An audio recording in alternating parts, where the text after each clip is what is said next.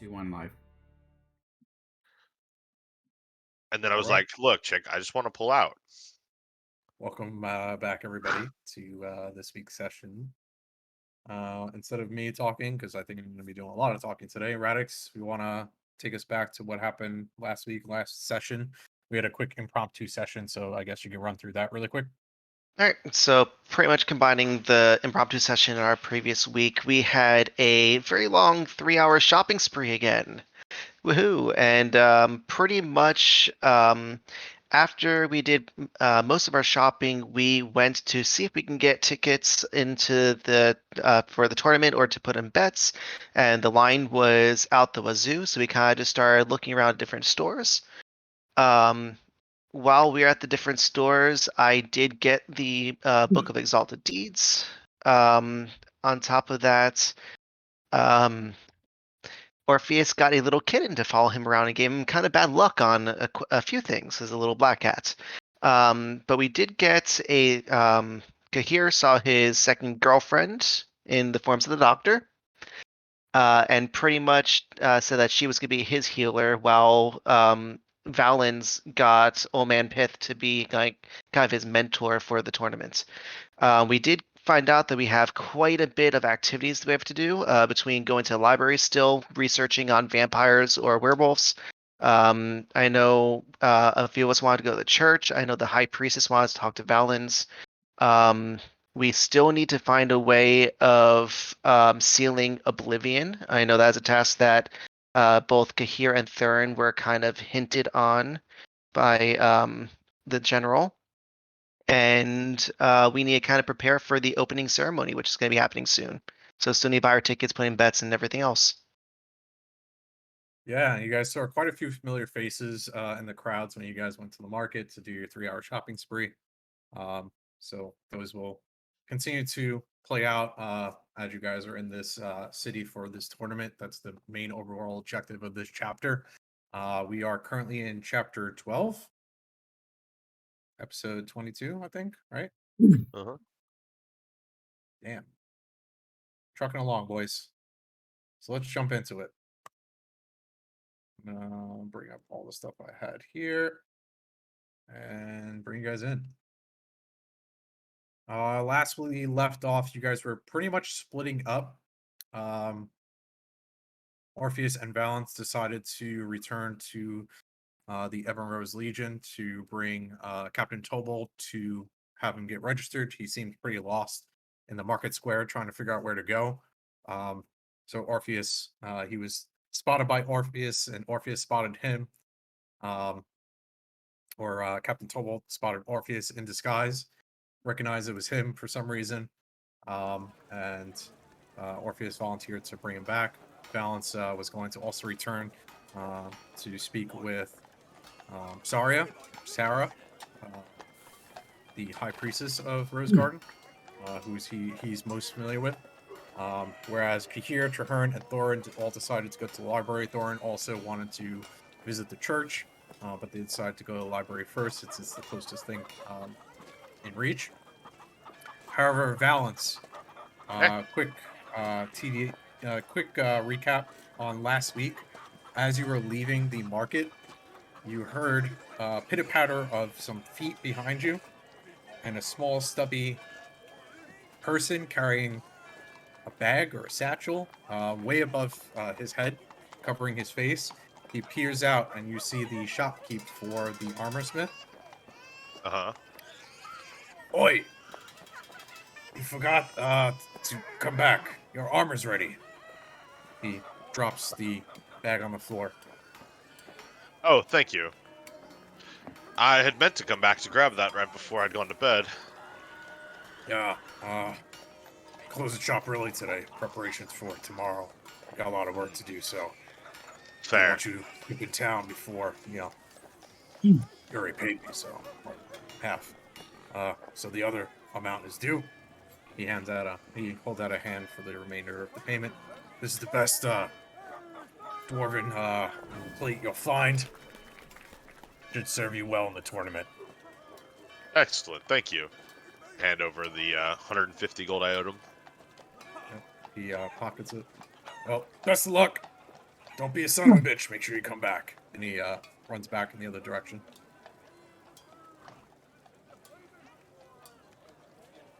Okay.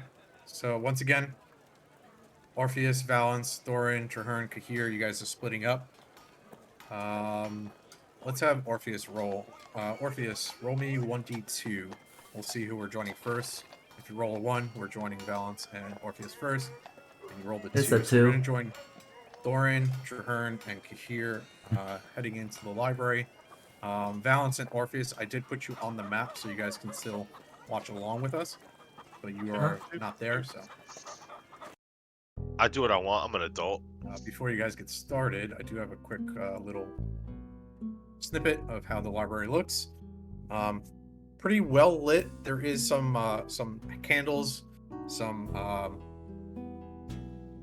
candelabras that are holding some candles inside for little sections of reading. There is some also nice windows, some big windows, which is actually where you're entering in from. There's a big doorway with a nice stained glass window as you guys are walking into this huge library.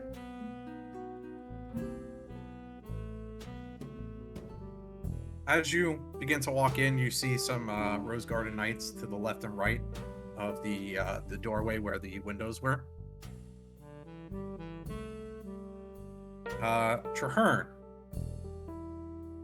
Yep. As you step inside, you see an Eberron's knight and a couple people, sitting quietly reading. You feel a tap on your shoulders from Spindle on your back. And in your mind, you hear him say, I want to try something. I have to relay something to Prince over there, but I don't know if it's going to work. I'm going to try it, and if it doesn't work, you can relay the message for me. What's the message? It's from his sister. Technically, Okay. the message only for him, but I think you're involved anyway, so let me try. And he hops down the ground. Thorin, this tiny spider creature thing begins to crawl up your leg and onto your shoulder. Mm-hmm. He sits on top of your head and looks down at you. And then sits back up, and the 2 hind legs of this creature begin to caress your ears and go into your ears. Almost feels like some Q-tips going into your ears as he begins to clean out some of the wax in there.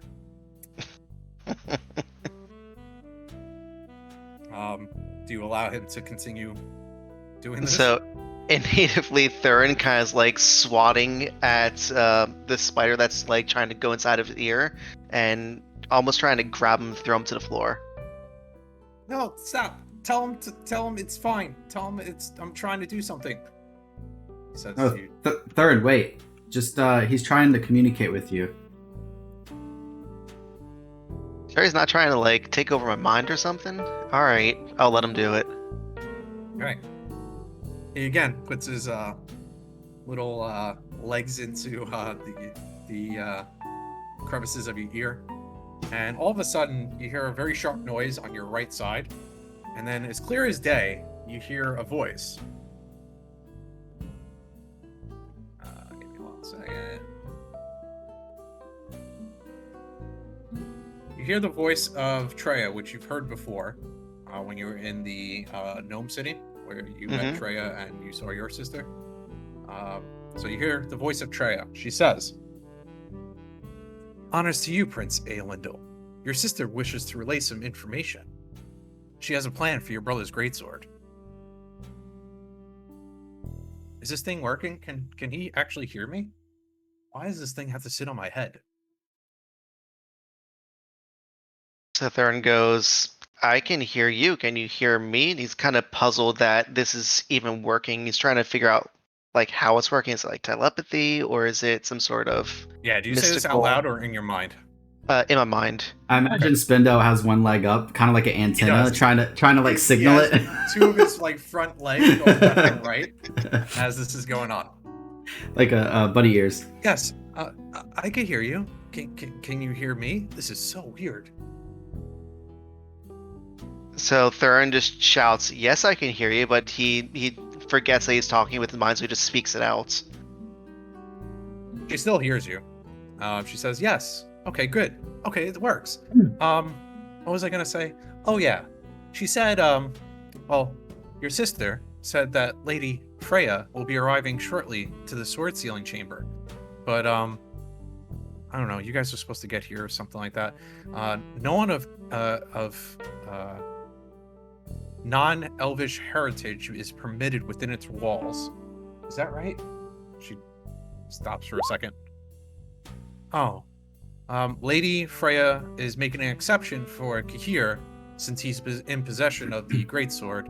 And I think one of the elder gnomes is supposed to be here too.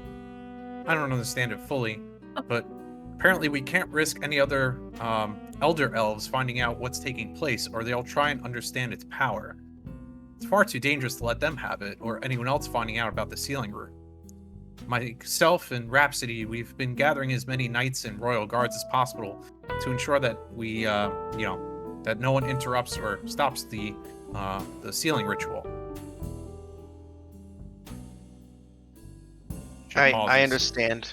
I understand. And then Thurin turns to Kahir and goes, no, don't squash it. Good bug. It's a good bug.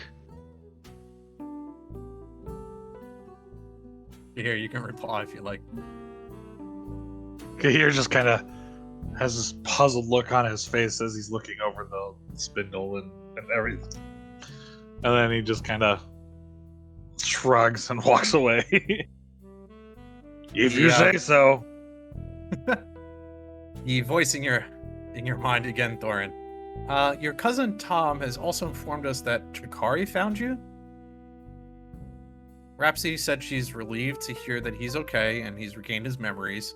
And she wants you to bring him with you. We should prepare for the worst case scenario. What do you mean worst case scenario? Oh, looks like Lady Freya just arrived. What do you mean worst case scenario? Hold on. It seems Lady Freya is also barring your cousin from joining us. You'll have to have him only open the gate instead of joining you, Aelindel. Something about bad blood between the elders and Tom? So you want us to come just Kahir and I? You could bring Traherne too. I think, yeah, we're purebloods. I'm allowed, so he should be fine. And what was his name again? Jakari? And Jakari. So I will get the four of us then. Yeah, Princess Rhapsody only told her, your grandma, Lady Freya, that Jakari and some new recruits have arrived, or that are retrieving the sword from your brother. She unfortunately doesn't remember you, Thorin. Lady Freya. So, pretty sad, but that's what's going on. Alright, well, we should be over there relatively soon. Okay. I'll give you the gist of what we've come up with, and you let me know if it'll work. Here's how it should go. Please relate to my brother, Traherne, and Jakari the details, but no one else. Once you arrive, you'll have 15 minutes until the gate closes to return to Rosegarden in time for the tournament. Since you won't have your full party of keepers, you can't use the crystals to go back. The ritual will only take 10 minutes to cast, as long as we're not interrupted during our chanting. Myself, Rhapsody, and the Elder Gnome will concentrate on keeping the first seal open for Kahir to place the sword into the sealing stone slab. Once placed, he will retrieve from the seal, and Lady Freya, Rhapsody, and I will begin leading the chant for the final seal. It'll take about 20 of us pure bloodline elves to finalize the seal, and once we start, we can't stop. This will be the key that can open and close the final seal. Should anything happen, or the elders, she refers to the elder elves, not the elder gnomes. Should the elders try and stop us, you, Kahir, Jakari, Traherne, and the elder gnome from the old tree will defend us while we finish. You should probably come soon. Lady Freya can't stay very long, and the elders will start to question where she's been. Try and make your way here as soon as possible. Alright, Can I will take these do. things out of my ear now? Spindle, question for you. Before you go out of my ear, Spindle. Mm-hmm. Can you itch the left side? But left side's a little itchy. You actually hear Um, Spindle for the first time. His voice sounds kind of squeaky. Yes, what can I do for you? Spindle, did you hear all of that? I'm thinking to myself now, not saying it out loud. Yeah. But I can only speak to Traherne and his sister. Though That's fine. I thought this if was I something I could if- try. No, it worked perfectly. But if I need to relay that message to Hearn and only he can hear this, I don't have telepathy. So would you be able to relay the information for me To who? to Traherne? Traherne, you actually heard the whole conversation. You were part of that link. Okay. I look at Theron and I'm just like, it is known. No, I Great heard job. everything, Theron. Great job, Spindle. Great job, Spindle. Thank you. Do you say that out loud, Traherne? Huh? Do you Yeah, say that out loud or in your head? I do. I say it out loud. It is known. Kahir just kind of looks back over at the two elves. It's like, what's known? What meme is? What is he doing? Me squish bug now. No The- squish bug. Bug good The bug. little Bug, spider good bug. mandicle things come out of your ears, Thorin. He shakes them off very quickly and hops off your shoulder. Hops on the top of Kahir's head and looks down at him. I And then swear, jumps back to Traherne. if he puts a leg thing in me ear, I'ma stick it with my glaive.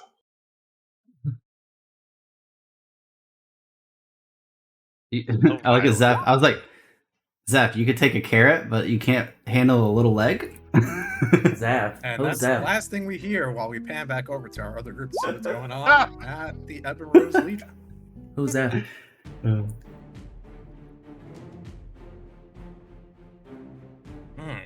This place.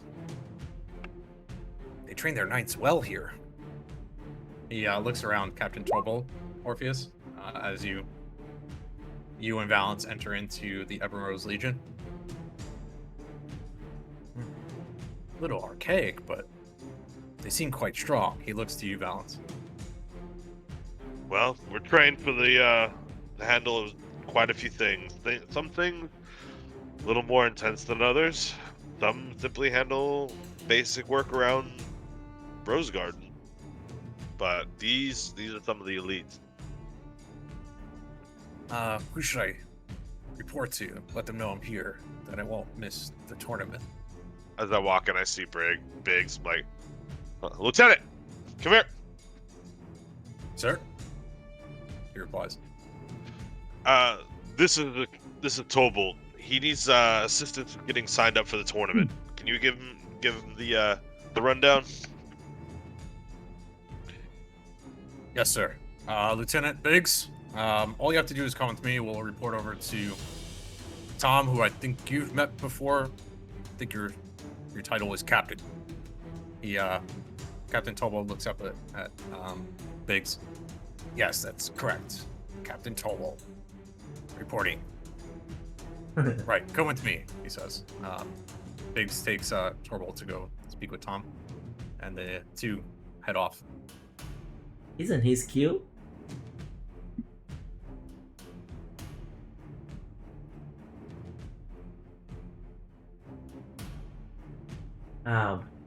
I guess we Alright. can leave now. Yeah, I turn over to one of the Ebon Rose, right? Where's Syra currently? Sir, she's still in the chapel. Excellent, thank you. Come with me, Orpheus. Oh, okay. I have nothing to do. Wow. As you enter the chapel, you see Priest Cesaria spreading a couple of rose petals on the floor. Oh, Valence. Glad to finally see you're doing well. You're back. On a side note, it's really weird that one of my characters is talking to the other one. Anyway.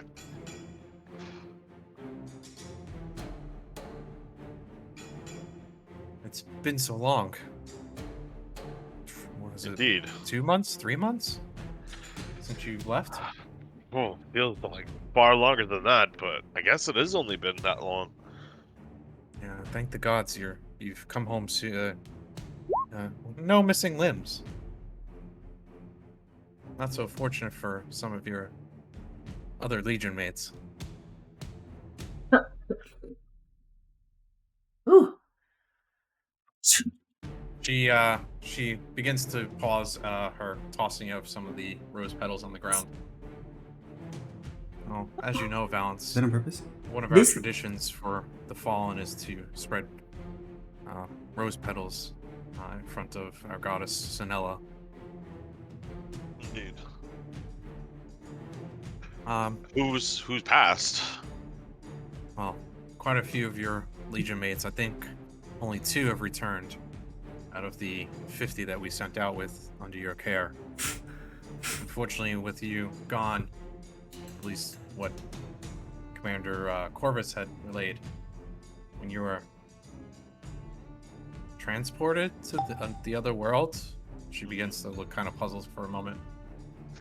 Yes. You know, they didn't have much of a leader left, so they retreated, and they were overrun. They were very, very close to the volcano, and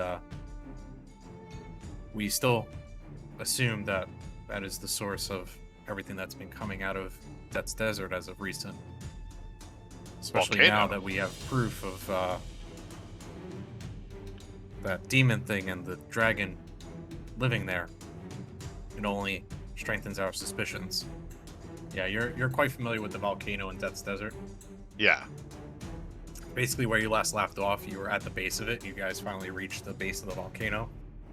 You had found some ruins of a possible town that was there way before.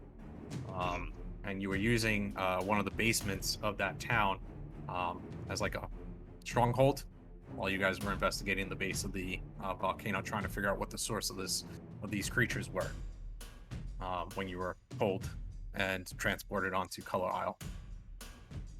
That's right. So we Sorry. have some report, but that's currently where we're at. Sorry, these rose petal, do you do something to it?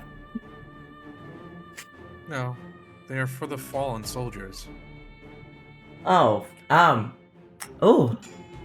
keep It making me. signifies the fallen rose petals of a dead rose Oh, that returns to the earth and possibly pollinate and grow new flowers. oh, sorry, I can't stop sneezing. Oh, ooh, Well, you can wait outside if you need to, but I'm happy you're here as well.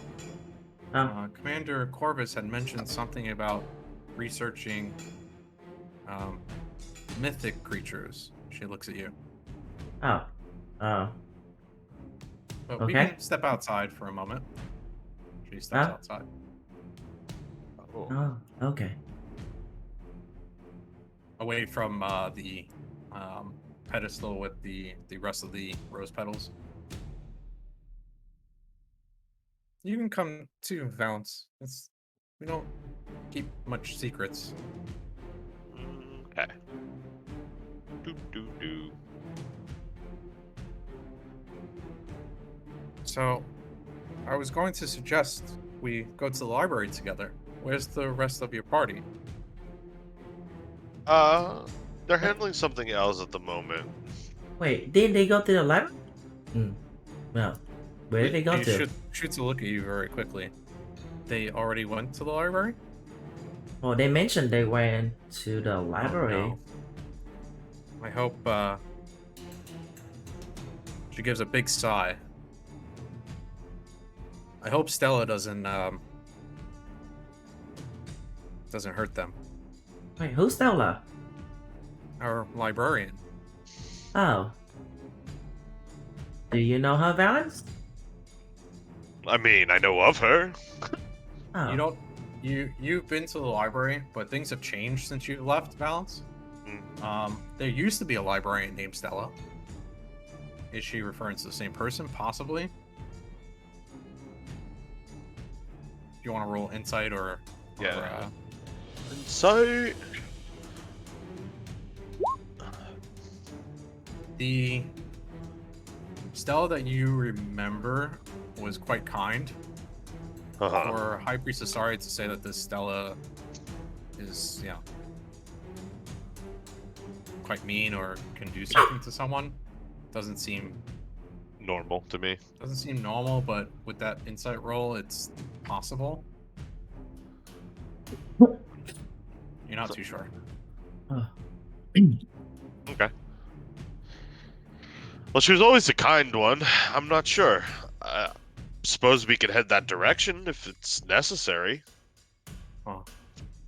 Actually, I quite worry for your friends. And at the end of that sentence, let's go back to our group at the library. Bum bum bum. They're all dead. Oh.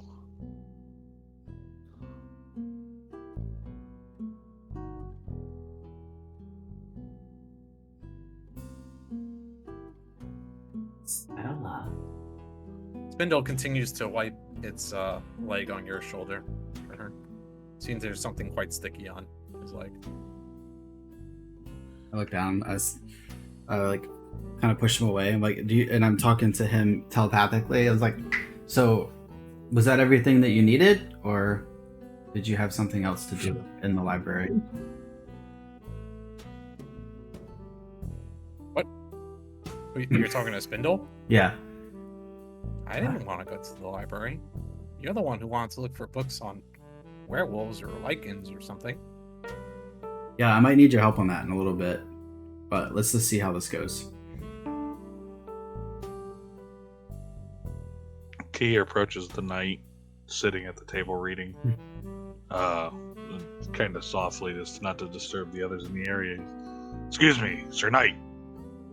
He looks over his shoulder, looks up at you, and continues to look up. Yeah.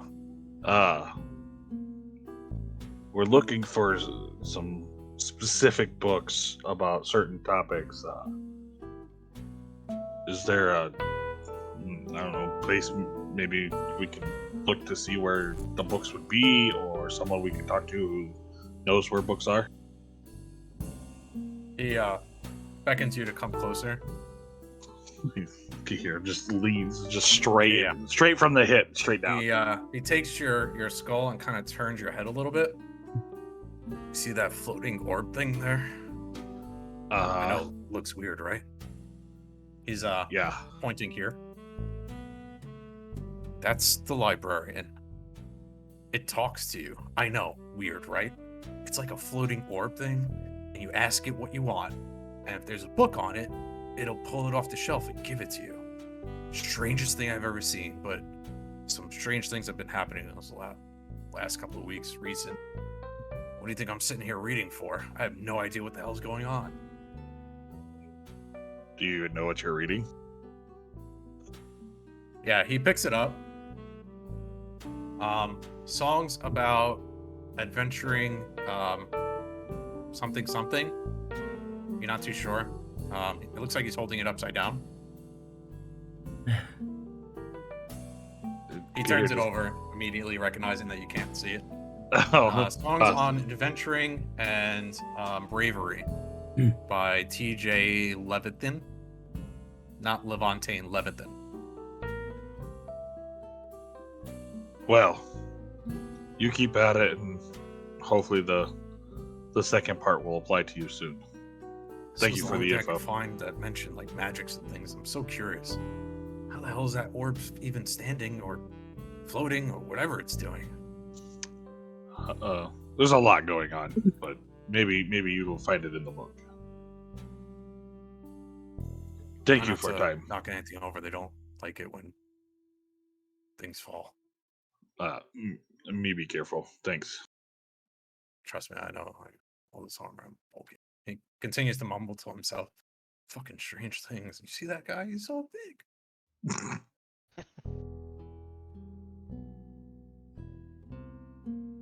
Kihir just kind of looks back over his shoulder at the Thurin and Trahern, and just the orb dinghy should be able to tell us where the books are. What books are you looking for, Kahir? The same ones you are. Alright, I'm gonna walk past this way. Theron's kind of like just as he's walking by, just glancing at all the books that are on the table as he's heading out towards the floating orb that Kahir said to go see. Yeah, I mean, a lot of them are just plain old books, some on science, some on fiction.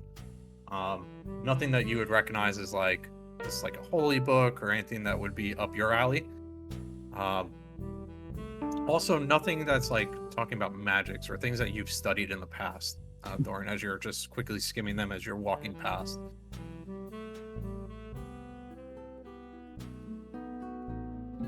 As you step up, Thorin, the orb begins to glow brightly. What can I help you find? Hello? We were looking for books on... Do you have any books on werewolves or lycanthropy? Roll me a persuasion check.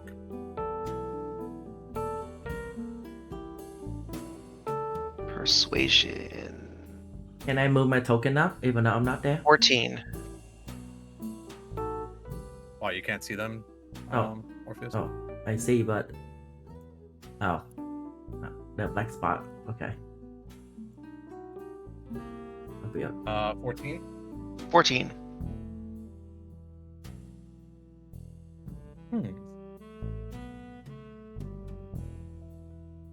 She spins in a quick circle.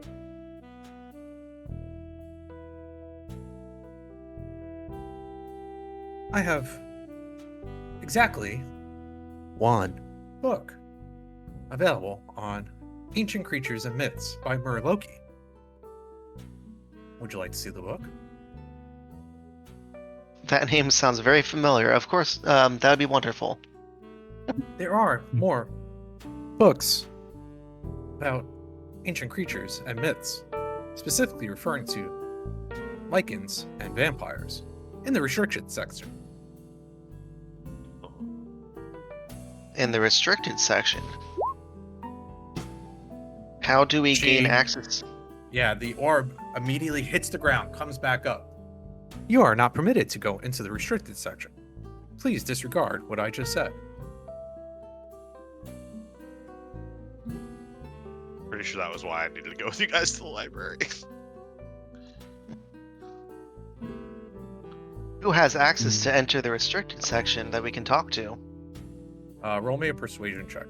In the meantime, you begin to skim the book that comes down, At 21.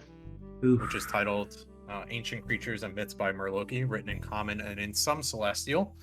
The Celestial is actually on the cover and on the back. But out of all of the pages you skim through, you try and find something about vampires or lycans. These are the only two entries that you find that are referring to both vampires and werewolves. If you want to read it out loud, it's totally up to you. All right. You're currently the only Entry person about holding the book. vampires. Vampires are strange, seductive and secretive creatures. Vampires thrive on blood. However, they can go long periods without it if required. Vampires can dull the thirst with liquid and other substances. They are instantly destroyed if incapacitated while in running water or sunlight. Can't transform to smoke, which was tested only on living vampires caught. Destroying parts of their bodies does no good if you can't incapacitate them. And then scribbled in, there's wooden stakes to the heart will help incapacitate them. The scribbled in portion is in Celestial. You And continue. then entry about werewolves. Werewolves are a type of shape-shifting monster in Terra that are vulnerable to silver or magic weapons and can regenerate most wounds. Infected werewolves transform during the full moon involuntarily. Members of their race that are born with the curse can inflict others and can control their shifting. Kalos has a group of non-evil werewolves that worship him. The most lycanthropes are drawn towards the worship of Charlotte.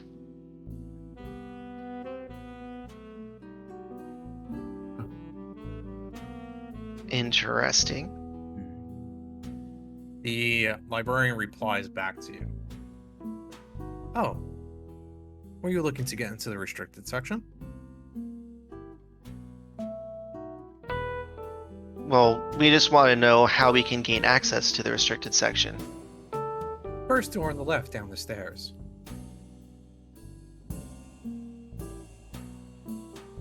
First door to the left down the stairs. Thank you. Do we have permission to go in the first door down the hall to the left? You are allowed to go down the stairs. Yes. Is there someone else down there we can talk to? Roll me a persuasion. And Kahir, you can roll me an insight if you want to try and see what the hell, if this whole thing is being truthful. You have no idea, Kahir. What was your question, Trevor? Is there someone else that we can talk to downstairs?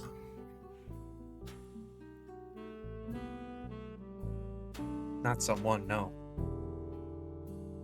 Something. It bangs against the floor again. Trahern looks Is there back anything at else I can help you with?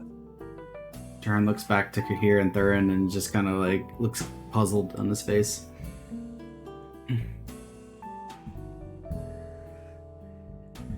The gentleman sitting at the table kind of nervously looks at Kahir. If you're looking to get downstairs, I'll switch my seat. And he quickly switches over to the other side. What? Much appreciated. Everyone's scared of Kahir. He's big. Right. However, me not so sure we should go down there. Me getting funny feeling. She say that we not have permission and then casually tell us where to go. I could have Spindle check it out for us. Me already done me time checking things out that gave me the heebie-jeebies. Yeah, you remember Barrier in Abu's place? Yeah, we not want to get fried again.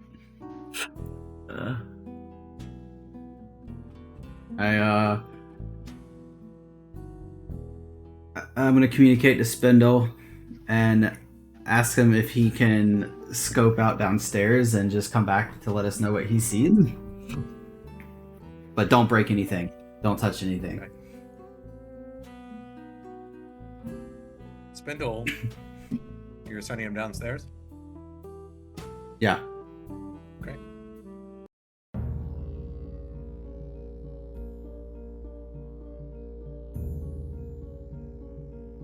Spindle is downstairs. You can move him as you see fit. So this is, I guess this is after I went down the stairs and the door on the left, or is that This what is this on is? the left, correct. He went down the Okay. stairs on the left. Mm-hmm.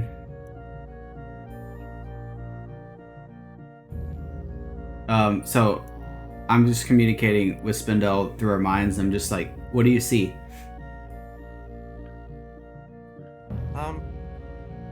There's a locked section and another one of those orbs.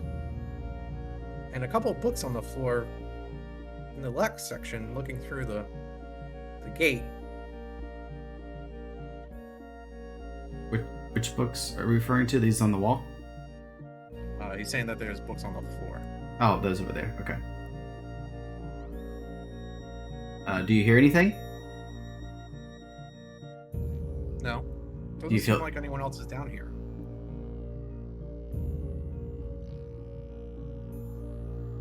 I don't think I can go through that. No. Blacked out on my screen.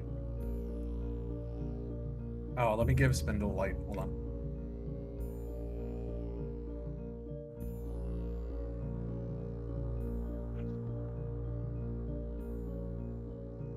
There you go.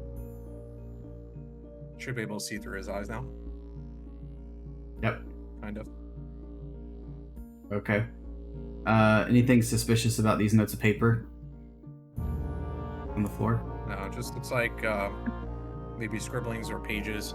Someone maybe copied a couple of the books that were on the shelves down here. Okay. There is tons of books all around. However, it seems like what Stella the librarian was referring to was in the lock section, specifically. Right. She So did give you guys permission to come down here, but it doesn't look like she gave you express permission to enter into the locked area. I'm assuming this is the locked area that this door is in front of me. Correct. Okay. There's also another version of Stella down here, which Spindle relays to you. Over here. Correct. Okay. This one's glowing red, he says. Okay.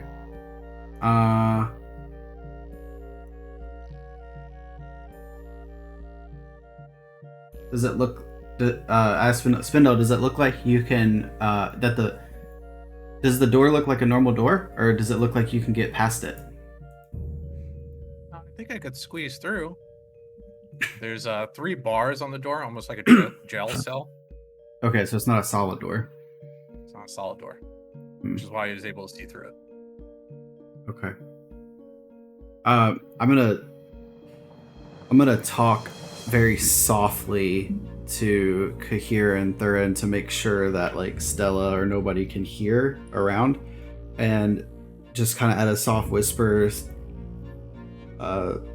say, so Spindle's only found some pieces of paper, but he does see some scattered books on the floor in the restricted section. He might be able to get through it unless you guys have a better idea.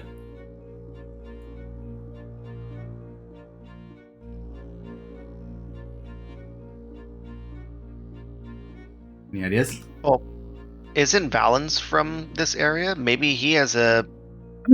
Isn't he a high general? Maybe he has access to a place like this. Yeah, or at least maybe knows more, or who would have access to it. Okay. Well, if you want, we can wait and talk to him, and then if we still need in there and we're not having much luck, we can always come back. Yeah, just don't want to see your bug get hurt unless it's by my hand. And Kahir besides, kind if- of turns away as he says it. And besides, this is a roadblock for us here. We do have pressing matters with the item Kahir is carrying. Okay. Traherne, Mm-hmm. you're interrupted while Thorin is speaking to you. In your Okay. mind, you hear, "Oh crap, what's that? It's following me." Just act normal. What are you doing here in the restricted section? This isn't the. Wait. Spindle can't It's communicate. talking to me. I can't talk back. So I'm just gonna run up to the librarian and just stop. Spindle, there you are. You're not there though. Huh? You're upstairs. You're running down. Oh, you're running down the stairs, yeah. correct? Yeah, I'm running downstairs. Yep. So I'm like, Spindle, Or there you are are. you guys staying there, or are you going down with him? I don't know why he's taking off, so I'm gonna stay here. And then I'm just gonna. like looking at Kahir, like, what is he doing? So I'm just gonna run down there and just act like Spindle took a wrong turn, and then just say, I apologize. So, Stella, sorry. This is my pet friend, Spindle. He was helping me find a book. He didn't know this was where he was not supposed to wander off to. I can take him back upstairs. Roll me a persuasion check.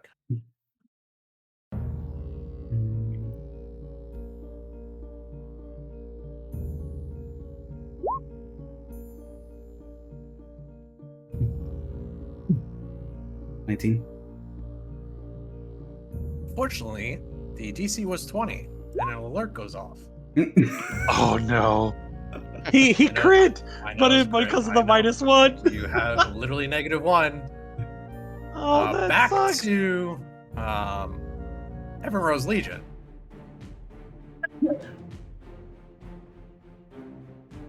High Priestess Saria is again speaking to you, Valence and Morpheus, and as she's speaking, she's relaying to you guys, well, maybe we should head over there, and at that sentence, she disappears. What just happened? Valence? Oh, where did she go? I don't know. Uh, We should probably go find our guys. see? This is the time when you should say it's not Alfea's fault. I know something's up, something wrong, but it's not me. I take a step or two and be like, we just know it's not you yet. Just admit it. It's not me this time. Yeah. As we run out the gate. Okay. You guys Oh. head into the library. Yep. Yes. Go ahead, Thorin. You guys aren't there yet. I'll let you know. Oh. You put it right there. So do we hear like an alarm or anything going on downstairs? No, it's a very low-pitched alarm, Traherne. Mm-hmm. At first, you're like, "Who's gonna hear this?" You kind of laugh to yourself, maybe. It's like beep boop, beep boop, beep boop, and within 3 seconds, in front of you, Traherne, is High Priestess Saria. Oh, she very quickly shakes her head. I hate when this happens. I get startled. I kind of take a step back. Yeah, you hit your back against the bookshelf. Maybe rattle a book or two. Yeah, like, whoa, where'd you come from? Stella pulled me here. Over. We've been trying to fix this thing, but I'm not too familiar with magic as of recent. I'll have to ask High Priestess Sacratos to take a look into this version of Stella. Stella, you can go back to the front now. These creatures are allowed to enter if needed. Very well, High Priestess Saria. It returns back to the front. Sorry Yes. for that. That's It okay. didn't hurt you, did it? No, it's okay. We were actually just looking around for books, and Spindle, my friend here, was looking as well, and he didn't know that this was the restricted section. But he never Roll me a did. deception check. Alright. Yeah, you just made it. You're fine. Keep going. But he never tried to go in. I don't know why they triggered the alarm. We were just Thankfully, walking you didn't around try this and go section. Stella is armed with a pretty nasty laser. Hmm. She sent quite a few people to the infirmary lately. Innocent people just want to, do some research. But she's very strict about letting people in here. But Actually, isn't the restricted myself, section I'm behind the only- door? Yes. But we never went still behind the people door. Try and get in. Well, that's why I'm saying you didn't get zapped with her laser.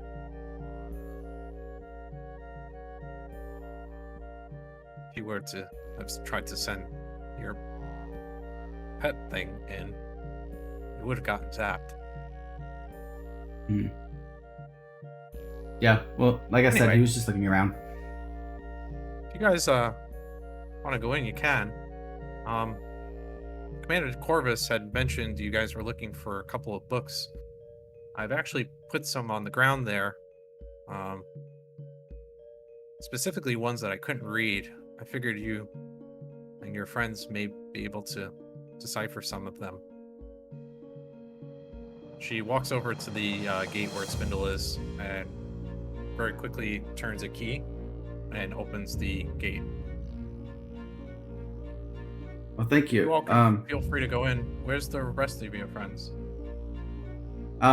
They were upstairs, but I can send Spindle back to get them while I go in and look at these books. Okay. Are you I'm going gonna upstairs wait as out well? front. I'm gonna wait by Stella and make sure she doesn't try and zap any of your friends while they're coming in. Okay. So I'm gonna make my way into here, and then I'm gonna have Spindle start walking back up to the rest of the group to kind of signal with his arm to come back down. Yep. As Spindle reaches the top of the stairs, you hear Thorin, you see Spindle.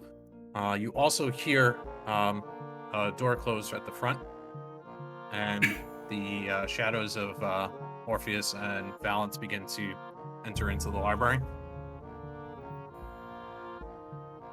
Orpheus, Valence, you see Bahir and Thorin. I'll bring you guys back over.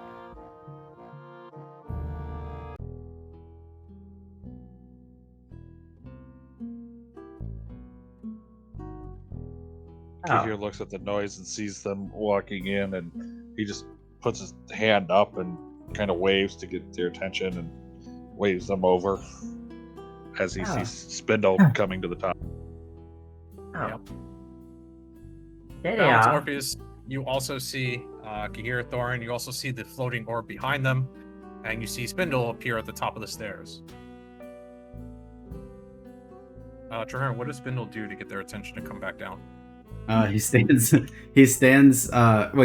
and like looks at them and realizes that they're not understanding what he's here for, and so he stands up on his. No, he stands up on the back of his legs and he starts like waving at them, and then he like starts like a dog, kind of like walks to his door, looks back, walks to the door, looks back to see if they get the idea. Thorin and Kahir, roll me intelligence checks to see if you understand what Spindle's trying to say.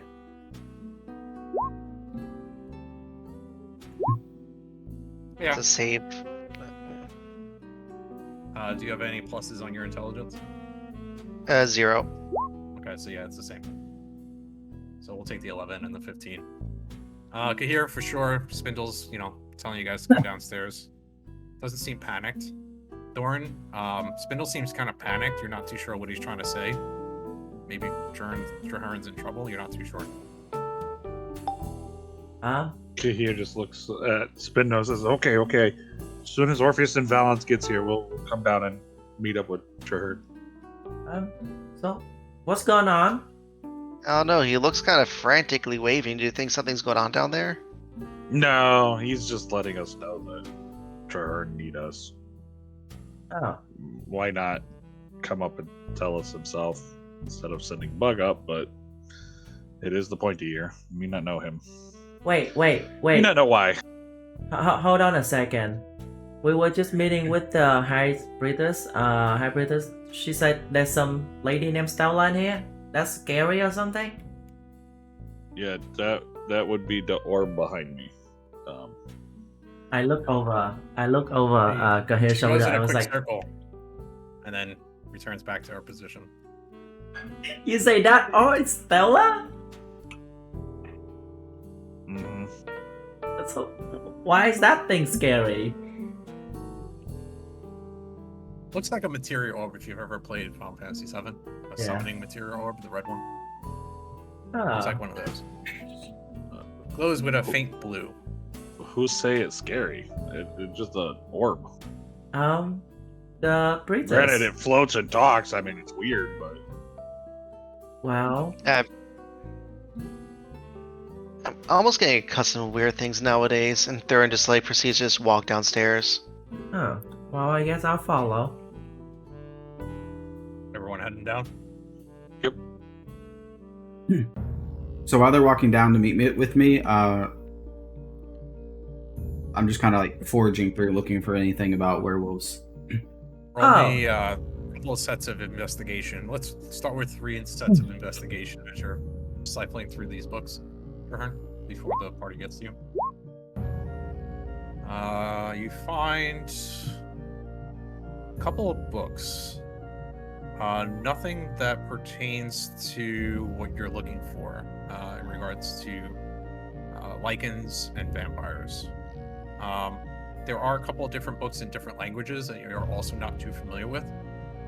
However, on the 18, there is a very dusty black book underneath the pile of books here. And you dust it off. On the cover, it's been a while, but it's written in Druidic. You haven't read or practiced Druidic in quite a while. Mm-hmm. Would you like to try and read it or dust it off further to see what's on the cover? Yeah, I will.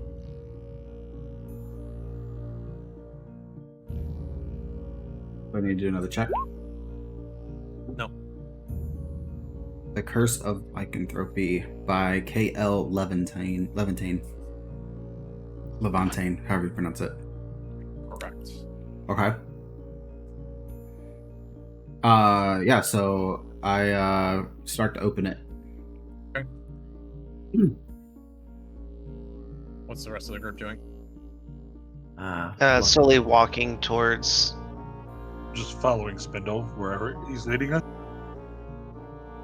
Yeah, he's leading you to the side door where Traherne entered in from.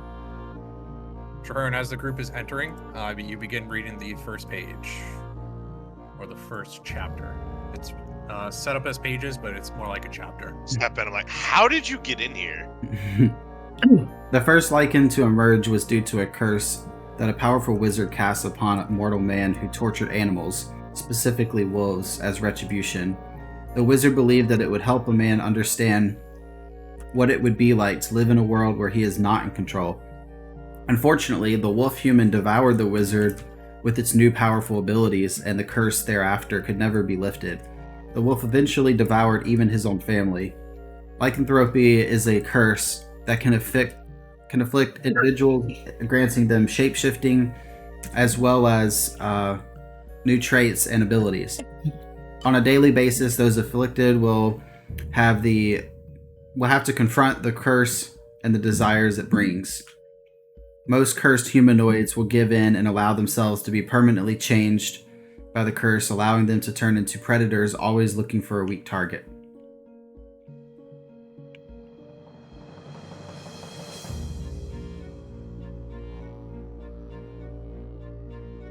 Would you like to continue reading on? Yeah. I'm assuming they're here already, right? Huh?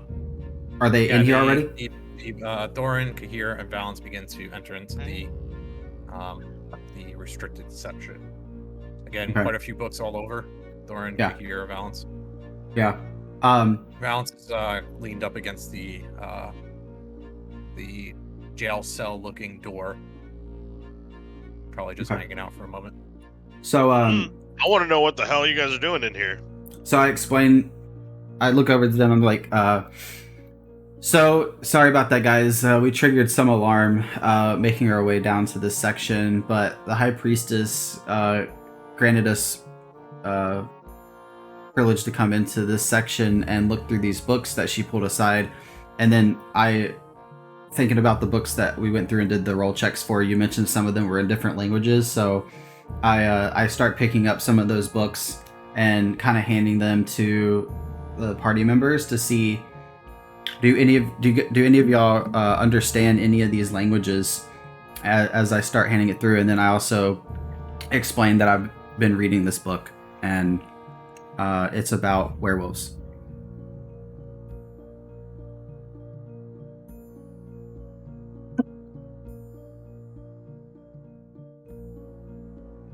Werewolves. Mhm. Why are you seeking that? Because it was the first thing I picked up that I could read. Fair.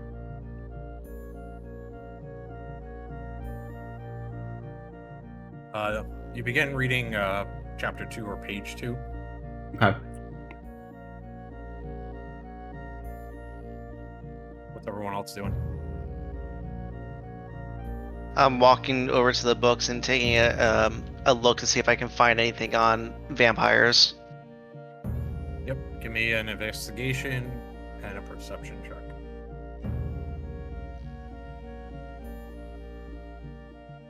While he's doing that, I'll just read it real quick. Some will try to suppress it and ignore it, but will always be tormented by nightmares of the times they lost control. A few will grapple with it and master their curse, able to fluidly move through their human, animal, and hybrid forms as they see appropriate, and live mostly normal lives. Those that master their curse are a rare exception. Continue to read. Or would you like to skim through to see if there's something that you're looking for specifically? If you want to skim through, you'll have to roll for something that's more pertaining to what you're looking for. Can I specifically look at a table of contents and skim through that to see what type of chapters are in the book? Yes. Give me 1 second.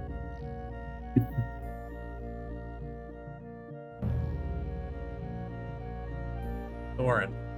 Mm-hmm. There's nothing you can find about vamps, however, there is a strange book in the corner on top of the small ladder. It's in the bottom left-hand corner. Traherne. Mhm. Chapter 1, the first lichen. Chapter 2, how to suppress. Chapter 3, the curse of the full moon. Chapter 4, the curse of lycanthropy. Chapter 5, shapeshifters and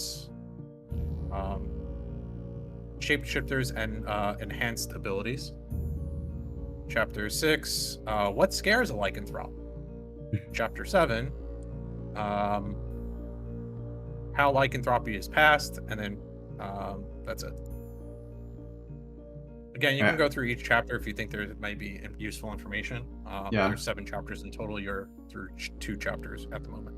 Yeah. I'm gonna skip past until or go to the back to chapter 7 and see what that section talks about in terms of how it's passed.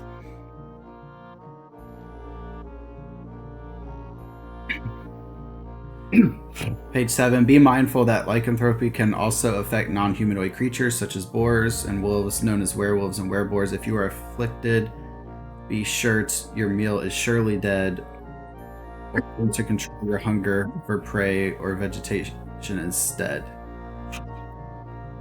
Okay. Okay, so I'm just gonna go back to, I guess while everybody is looking at books, you can just throw pages at me because I'm gonna kind of skim through and just read each chapter, or at least whatever we have time for. Yep. So I'm gonna paste in chapters 3 through 6 since you've already read chapter 7. Okay. And Thorin, as I put in the chat there, as you pick up the book, you get a paper cut, and a drop of blood drips onto the cover. As the Ow. blood hits the cover, it gets absorbed into the book, and a somewhat familiar circle appears on the cover. There is also letters that begin to appear, written in Sylvan. Do you speak Sylvan? Or I do. In Sylvan, on the binding of the book, it reads, Journal of a Blood Immortal by R. Muzan.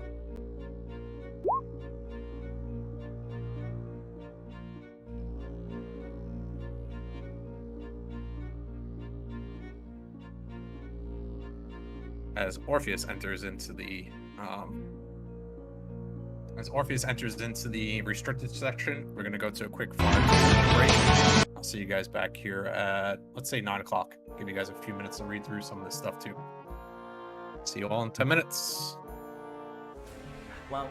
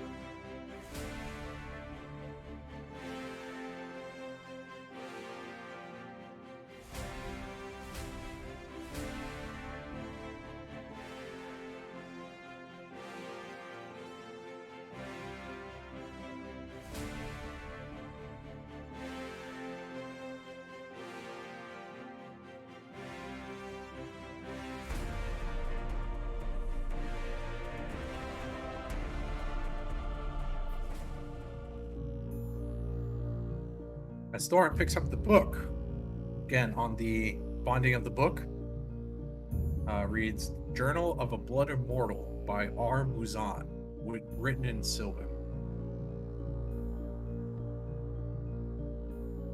So Thurin kind of looks at the book and the title, and kind of says out loud, like to the group, "Hey, I think I found a book on vampires. Maybe this can help us and combat that vampire that we have to fight with soon." It says written by someone named R. Muzan. I look at Thorin. You say what? What's the name again? From behind Kahir, you hear through the metal door, the prison-like door. Stella speaks back up to you, Traherne, and everyone inside. "Please keep your voices down." Muzan. Oh. Well, Thorin, you open in the book. well, are you sure say Muzan? Because that's my family name. Yeah, it says Muzan right here. I take the book, I kind of lean it in, hold it out towards Orpheus. Oh, I wonder if the R Muzan short for my cousin that you all saw him. You remember that guy? The guy at Bayville? You guys remember Orpheus's cousin's first name from Babel? Chapter 3 or 4? Chapter 3. The one You that he mean the charmed, guy- and it was the actually one his that he- cousin. Yeah. The one that you charmed and was actually his cousin? Yes. Yeah. It's like His first name was? Ronald or something like that. Ronan. Ronan. Yeah, so could that be him? Rodin. R-O-D-N. Oh, Roden. Yes. Could that be him? Well, Possibly, and I just kind of hold the book out towards Orpheus. oh. Oh, I take the book. As you're grabbing the book, roll me a dexterity saving throw as something falls out of the book in front of Kahir. Both of us have You- to roll, or just him? Depends. Do you want to try and catch it, or is Orpheus going to try and catch it? You're going to have to beat a 22. Orpheus can do it. Orpheus, roll me a sleight of hand to try and hide this from Kahir. And Kahir, roll me a perception check.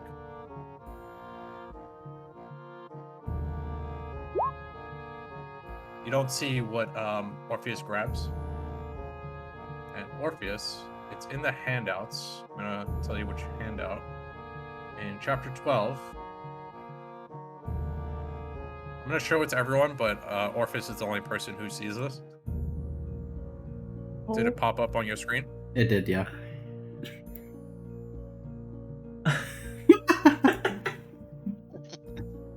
It is a baby picture of yourself, Orpheus. On the back, written in Sylvan. Do you speak Sylvan? Yeah, I do. It says your name, age 1. Ah.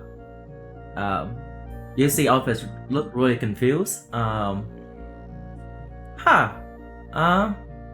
just hold it up and then just show the rope.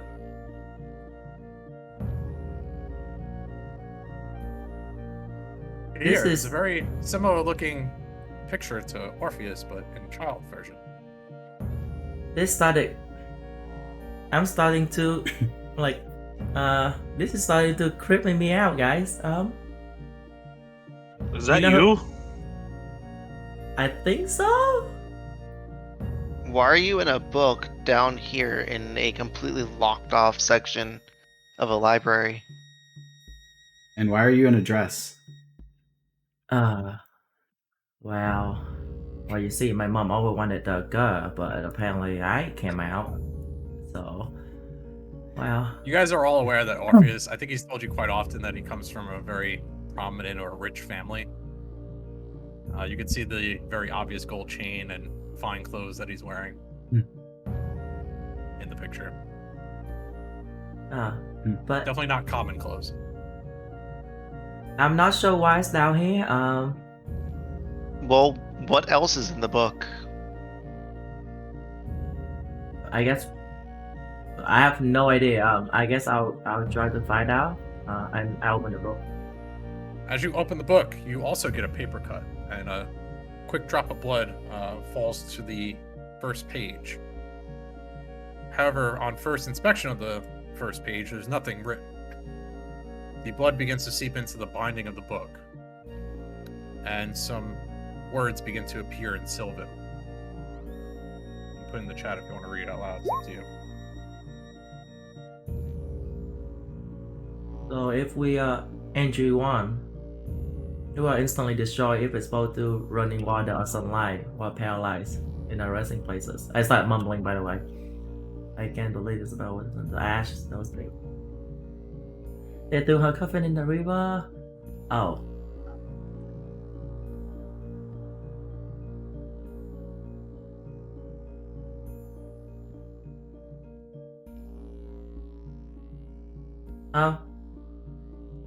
This look like a...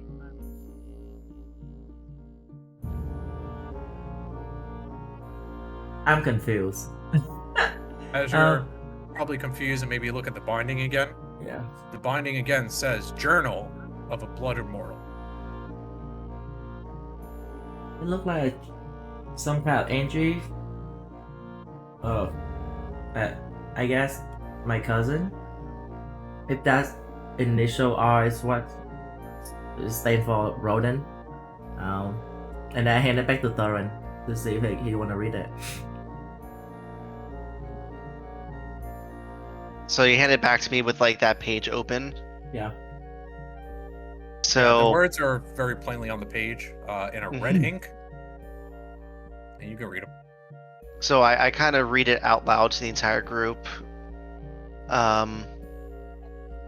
Like speed reading through it. I'm like, so that's all it takes to kill a vampire? And I kind of look at Orpheus and Kahir. Do you turn the page? Yeah, I'll turn the page.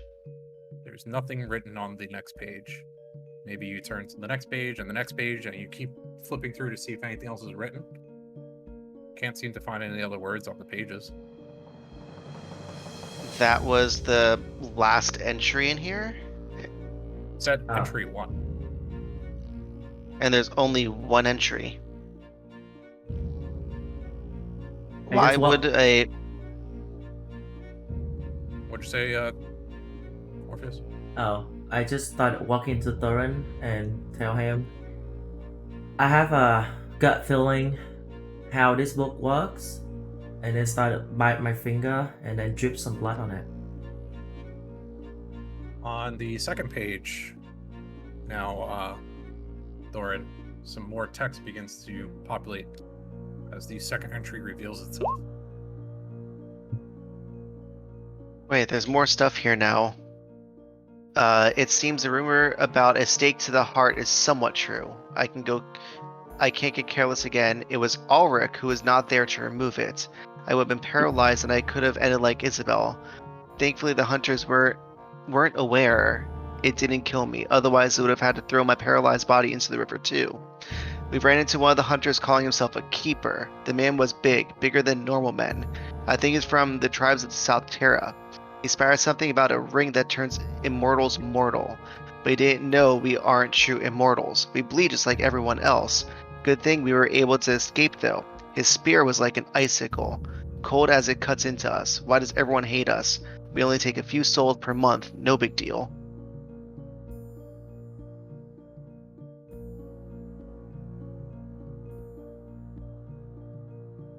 Here, does any of that ring a bell to you? Yeah, Yes, you're that sound listening. like this journal keeper, R whatever, ran into my ancient tribesman. What was his name? Zachriel? Good memory. And in fact, it even references me glaive. The glaive of Britannia. So this is from the time of our keeper ancestors. I want to roll a history check. Of course, only a 9. Listening to the word Ulrich, I want to go back to the attack on the Gnome City when Orpheus told us that he called Ulrich I think he told us as a friend of his at that time to come help him, but he didn't really explain anything else after that. I want to see if I remember that name.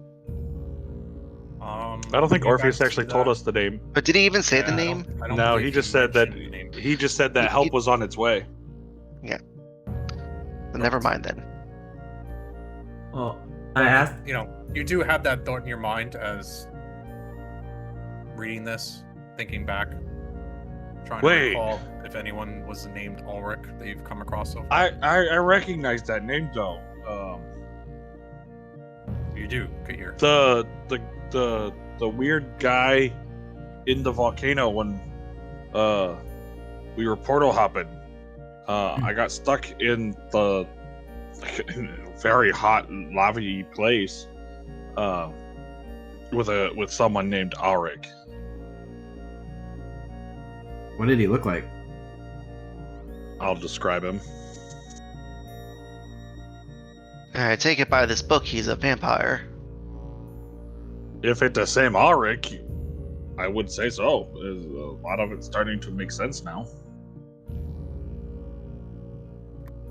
Hence the title of this week's stream.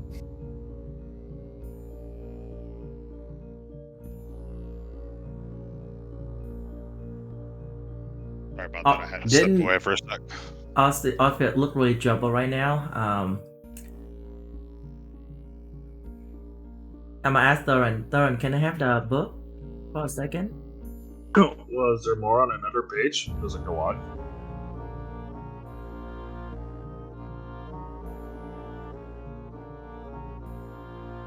Thurin's kind of looking at Orpheus waiting for him to answer Kahir's question.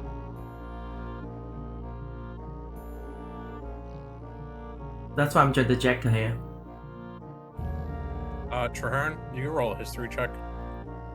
I just can't remember it in character if I saw that or if it was out of Yeah, character. in character, each of you did see something riding on the back of the dragon as it exited the Gnomish city, and Commander Corvus has been talking about this demon thing that has attacked Rosegarden ever since you guys got here, and you guys have heard this information quite a few times. No mention of a full name, though. And that's So the information I Thurin- remember with your history check. Did Tom ever Thurin- describe the figure to us? Yeah, that's why you guys are here researching vampires. And it matches the description I have of Ulrich in the volcano. Seems like it. He did say that the demon creature thing, vampire thing, was headed towards the volcano. I don't know if Kahir would put 2 and 2 together. Hot place, volcano. Probably not. He would know that lava was there, but But describing the hot place, yeah, the rest of the group may put 2 and 2 together. So Thurin hands the book back over to Orpheus. I would like to roll to the page of the end of the book, and then drop another drop of blood. For the last page? I want to look for the last entry. Okay.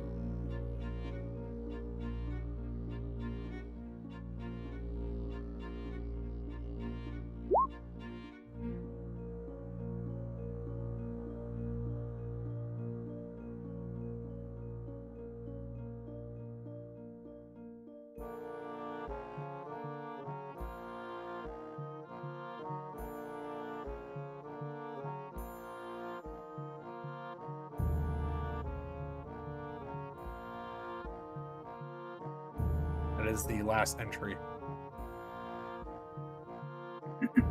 Orpheus. I don't say anything.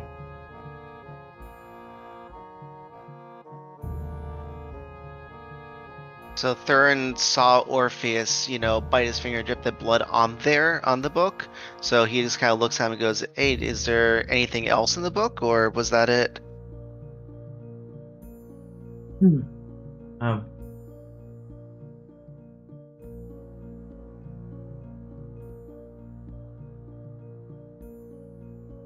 I just look away and hand the book to him.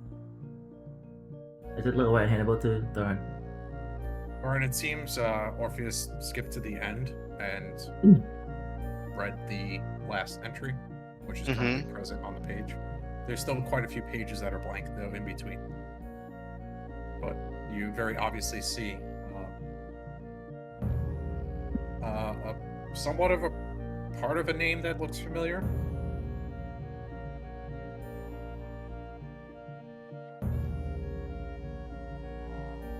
In quotations.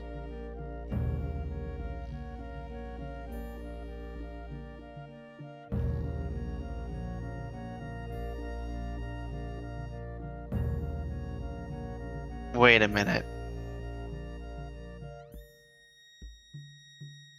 Orpheus?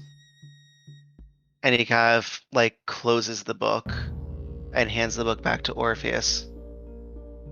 And he goes, "Orpheus, is your sister Merkel?"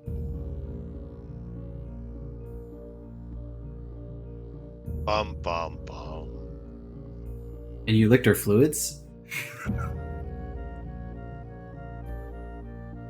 Don't be jealous.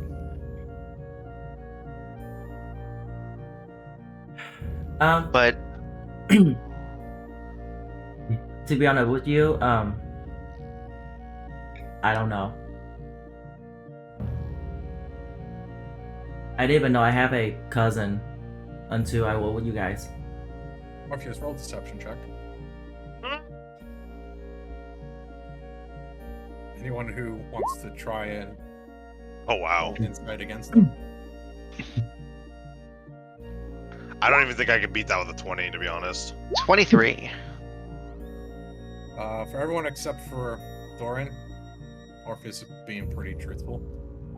Thorin, there's definitely something off with the statement that he just said. Specifically to the word sister, you saw Orpheus's face kind of shift and change, like, sister, not my sister kind of look. But not everything Orpheus said was untrue, just mostly something about his sister. So Thurin kind of looks around to kind of read the room, and then puts his hand on Orpheus' shoulder and kind of leans in and goes, "Don't worry, my family has skeletons in the closet too." Oh.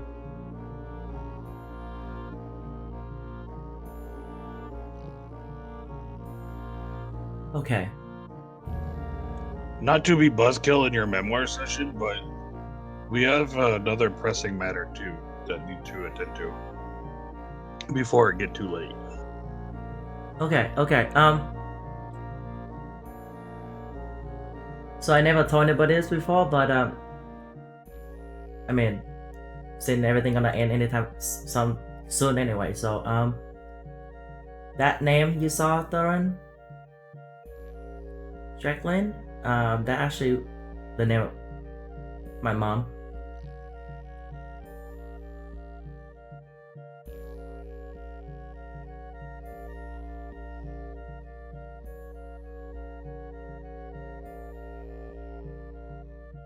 Wait, the book talks about your mom? The last entry, yeah. And is what happened in the book the truth? Yes.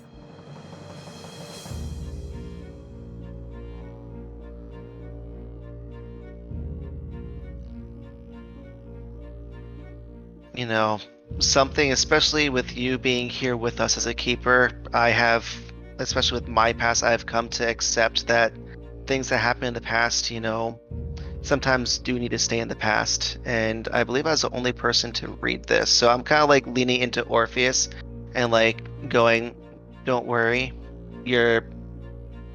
I understand, people can change. People do have a change of heart. Thinking back to, my experiences with Riff, and I turn to Orpheus. I go,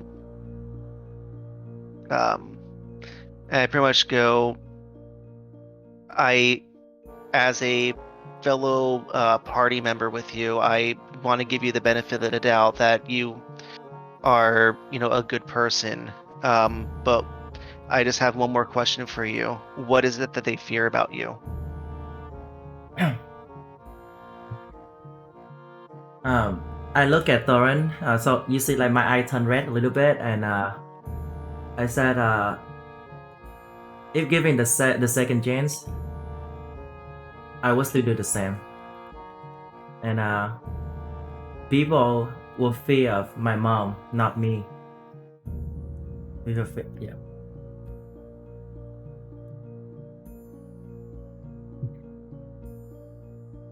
But what was so fearful about her? You see, the name Alric. Okay, he actually my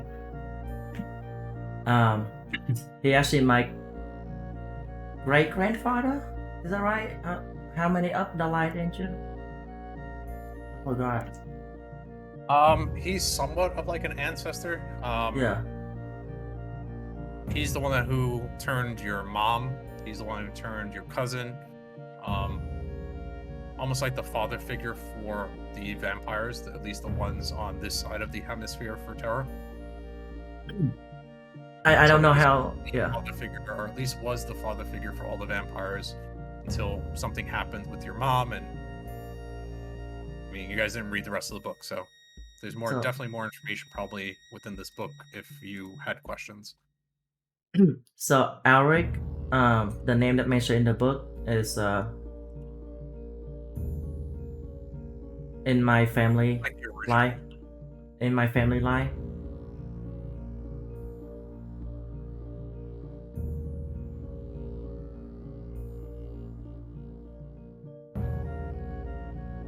And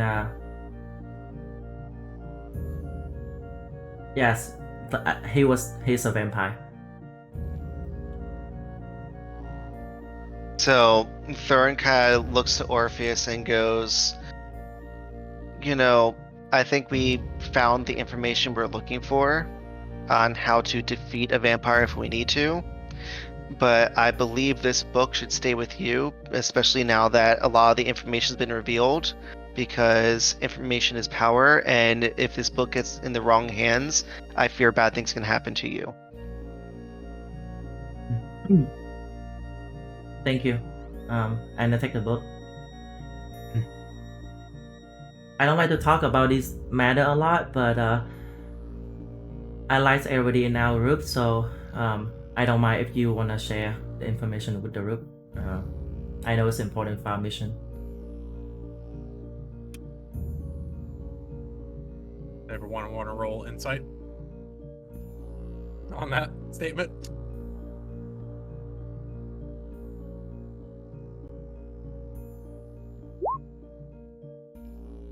I'm just taking his word point blank, so. Like gullible. Regardless of the rolls, you all feel the same. He is speaking from the truth at this point. Seems like Orpheus, although he has his secrets just like everyone, is pretty much with you guys. You can see it on his face, his actions. He's kind of giving a sad look, thinking probably back to his family and the tragedies that they've been through. At least what you've read so far, Thorin. Mm-hmm. Doesn't look like Orpheus has had an easy life. So Thurin kind of looks at Orpheus. He goes, "This is not my story to tell. If you would like to tell everyone, by all means. Otherwise, I will keep your secret safe." Kahir walks up beside Orpheus and puts his giant hand on his shoulder, and he looks down solemnly and he says, "Little one, You have fought and bled with me, and as such, you have me respect. And with that, you have as part of me family. We have fought and bled together and have traveled together for some time now. Me on your side. Oh, thank you. That means a lot. I'm sorry for hiding from you guys for so long. Spindle hops up on your shoulders, Traherne. Mm-hmm. So, is he a vampire or what? Oh, he suspected there was something weird about you.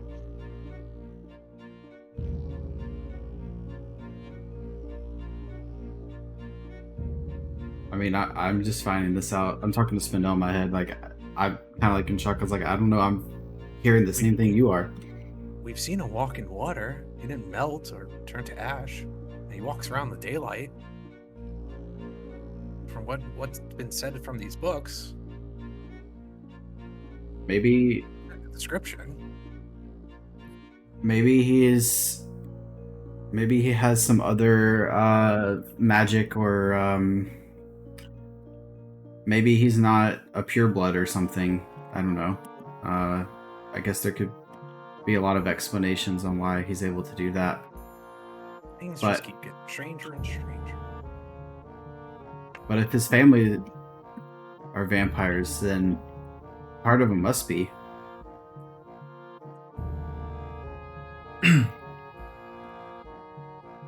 Orpheus, you now have the book.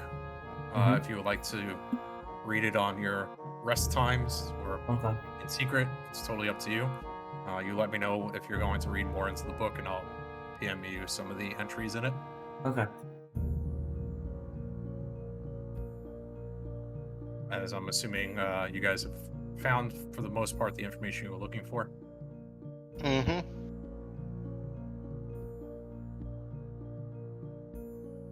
Yeah, there was nothing else in my book as well, right? Like you sent me the whole thing. Yeah, I sent you everything, at least in regards to lycanthropy.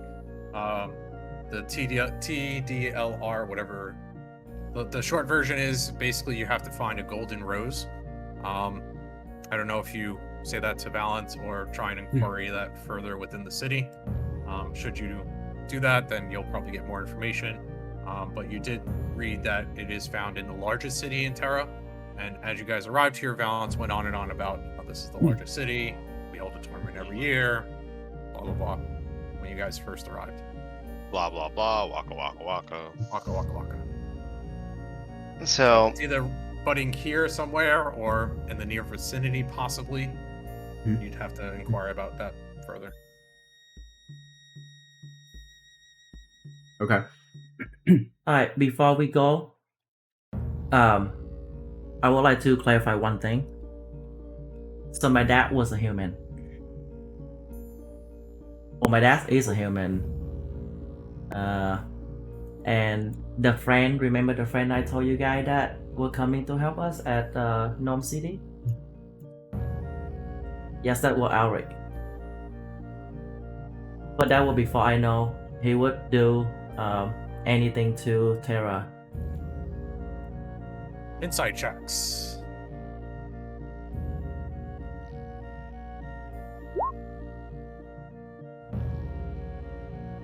Hey, I'm insightful on this one. Is anything you're saying untruthful, Orpheus?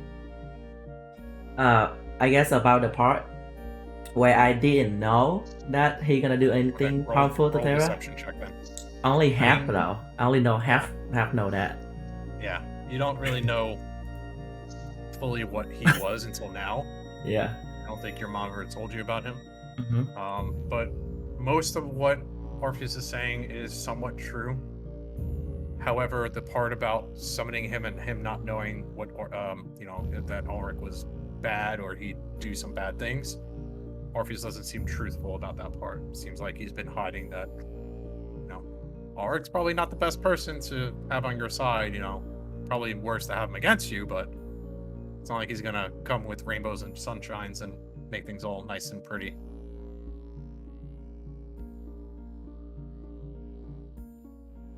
That's the gut feeling you guys get. Like, yeah, right. How'd you not know that this guy was going to be bad news?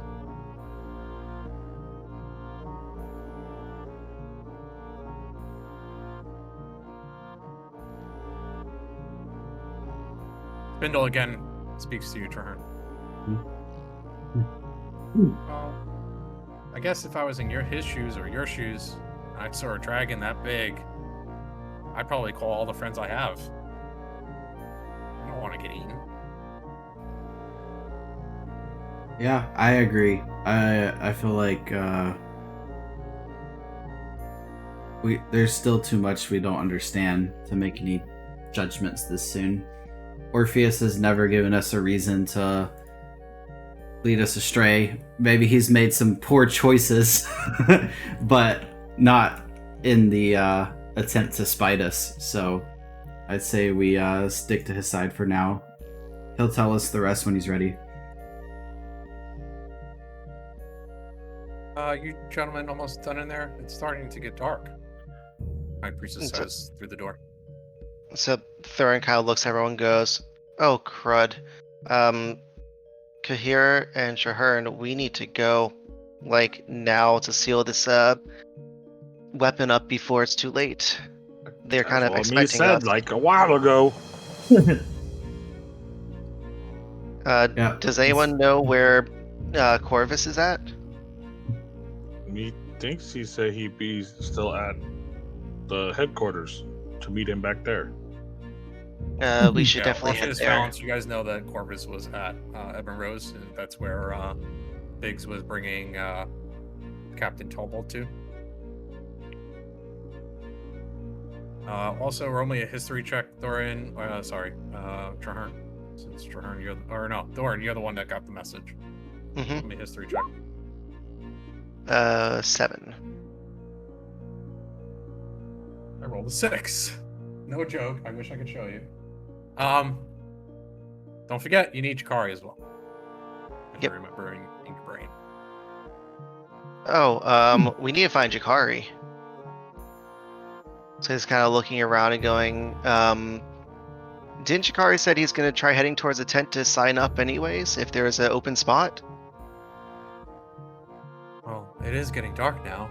If you were hoping the line would get shorter, my priestess Arya replies, he's probably waiting. That's In right, the Pete. line? Let's get there post haste. Yeah, let's go. As we walk out, I walk behind you guys. I must say, so now that you guys know, I'm back to my bubbly self again. Now that you guys know, can I taste you guys' blood? Too soon? Sorry. Orpheus does have a little bit more of a pep in his step. Seems like this has been weighing on him for quite some time.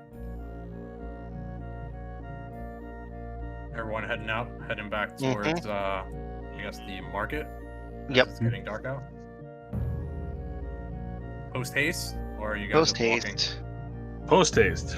Balance, you following? Yep. Okay. You're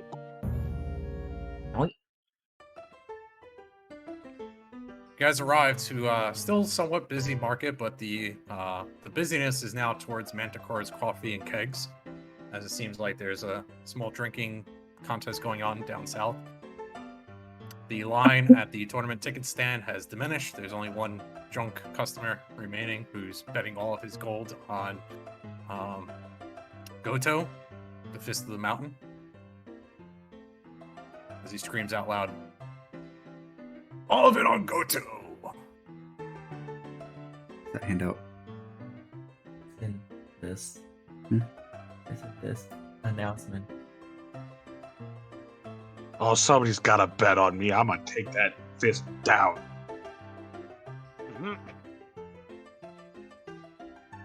Yeah, but Balance, as you're stepping up, Old Man Pilth quickly waves towards you. I was trying to find him in the herd. There he is. I had to zoom in a little bit. Come over. What's up, Bill? How you been? Balance. Seems we have some preparations to do. I've already gone ahead and scouted out all of the participants outside of your friend Kahir.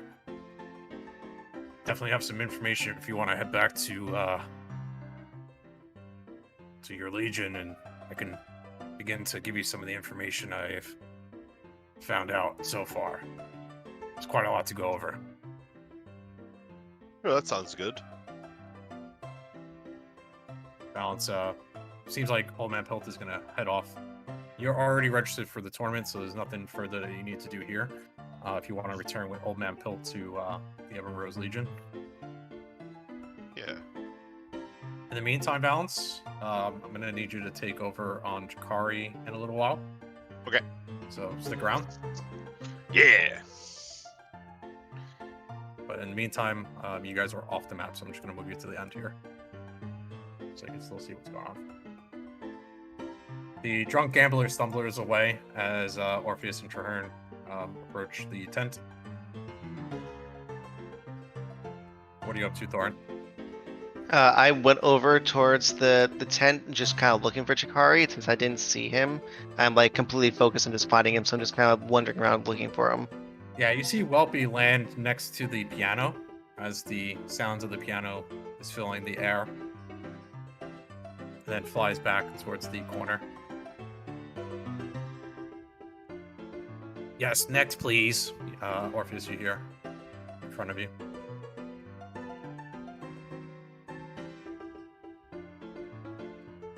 How can I help you? Bets or tickets? You're muted if you're talking. muted. Oh, I was talking. I was looking at Johan. I was like, we need to buy ticket, right? And then, We said both. oh, both. In front of you, you see, Traherne, where is Spindle? I assumed he followed us out. Yeah, is he on your back at the moment, or? Yeah, on my shoulder. Spindle is freaking the fuck out. In front of you is a goblin. I just realized I got my. This goblin has a couple of earrings. Oh my god! It's a very nice attire compared to the goblins that you guys faced in the forest a couple of episodes ago. And he's counting coin as he looks up towards Orpheus. Oh, tickets first. Tickets. What did I say? 5 gold each. Tickets are 5 gold each. And how many of tournament do we have? How many days? Well, there's the opening ceremony tomorrow, and there's the first round matches, the second round matches, the semifinals, and the finals. 4 So- matches total for your friends. However, you should have already seen the brackets. There's quite a few competitors this year. Do you need a list of names? No, I'm good. So who need a ticket? It would be us two, and Thorin, right? Only 3? Can I get the entire tournament ticket for 3 people, please? 15 gold, please. How much? 15 gold, 5 per ticket. For the whole tournament. For the whole tournament? That's correct. Don't lose your Not- ticket. You won't not be per able to match. get back in. Okay. Okay. Hold your ticket for each day. They'll punch your ticket. Okay. Here you go. 15 go. Yeah, he counts it, bites a couple of them. Some of these pieces look like from Niflheim. Anyway, he puts them away. Hands you 1 ticket, 2 tickets, 3 tickets. He punches the top of them, indicating that you paid. Mm-hmm. Don't share the tickets. Give them to the people that they're intended to. We've been having to deal with scalpers trying to pawn off tickets. Oh. Is it profitable? Well, it's not going to work. Oh. Whoever they sell their tickets to, it's not going to work. Okay. Also, I would like to put down some bet, and I think Johan also want to do so too. Yeah, and Traherne's like shuffling, trying to like figure out what Spindle's doing, and I'm like, Spindle, settle down. What's going Spindle on? is freaking out in your mind, like you're hearing, it's a fucking goblin. Stab him, turn. Up at his eye. And I'm like, Spindle, this one is not a friend. We don't attack people just because of their race. All right, this guy is a friendly. I know you don't like goblins, but now is not the time. How about I make you a deal? How about we let this goblin go, and I'll buy you your own ticket seat for this tournament, and you can watch it with us. And I'll buy you any snacks and concessions that you want. Want a bag of crickets. Fine, I'll give you a bag of crickets. The banker waits expectantly for bets. You guys can PM me after the session. We don't have to spend Yeah. time doing Okay. that at the moment. Okay. And I'm gonna hand him 5 gold to pay for Spindle's ticket. He gets you another ticket, punches the top of it. You said gold, right? 5 gold? 5 gold. Yeah. Quite expensive, but it seems like this is almost like a week-long event. Okay. Then I'm done there. You guys spend time, placing bets. Again, we'll do that offline, not to Yep. take up the remaining of the Mhm. session doing bets.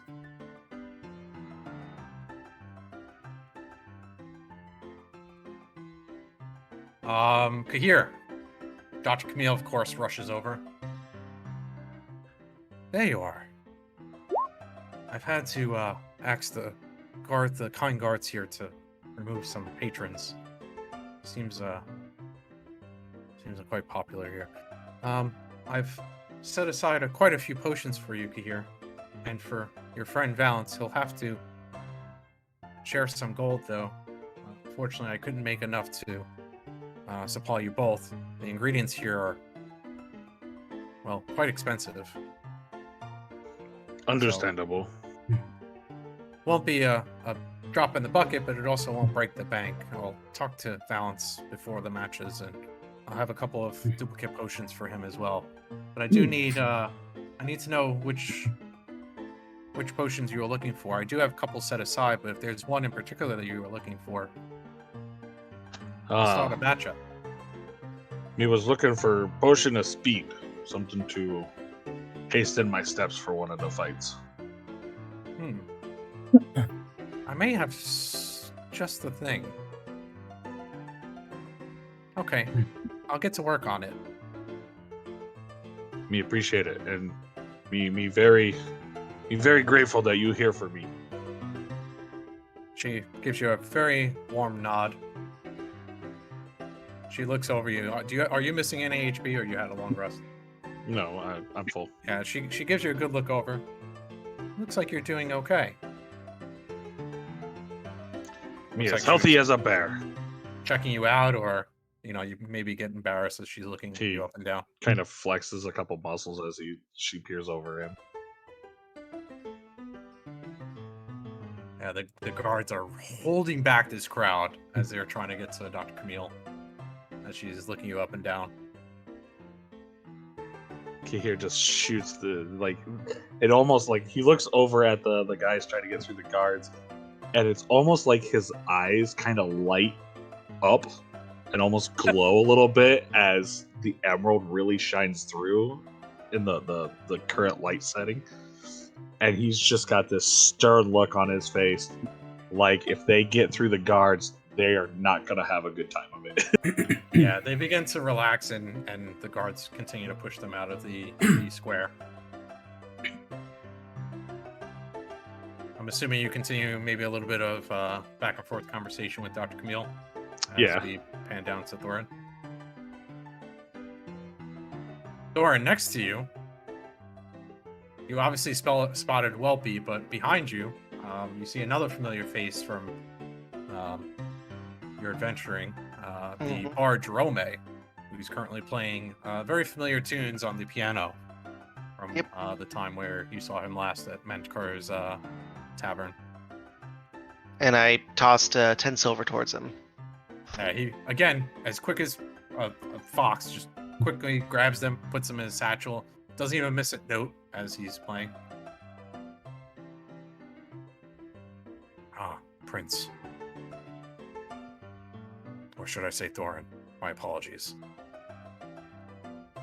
Jakari Fancy. walks up to you.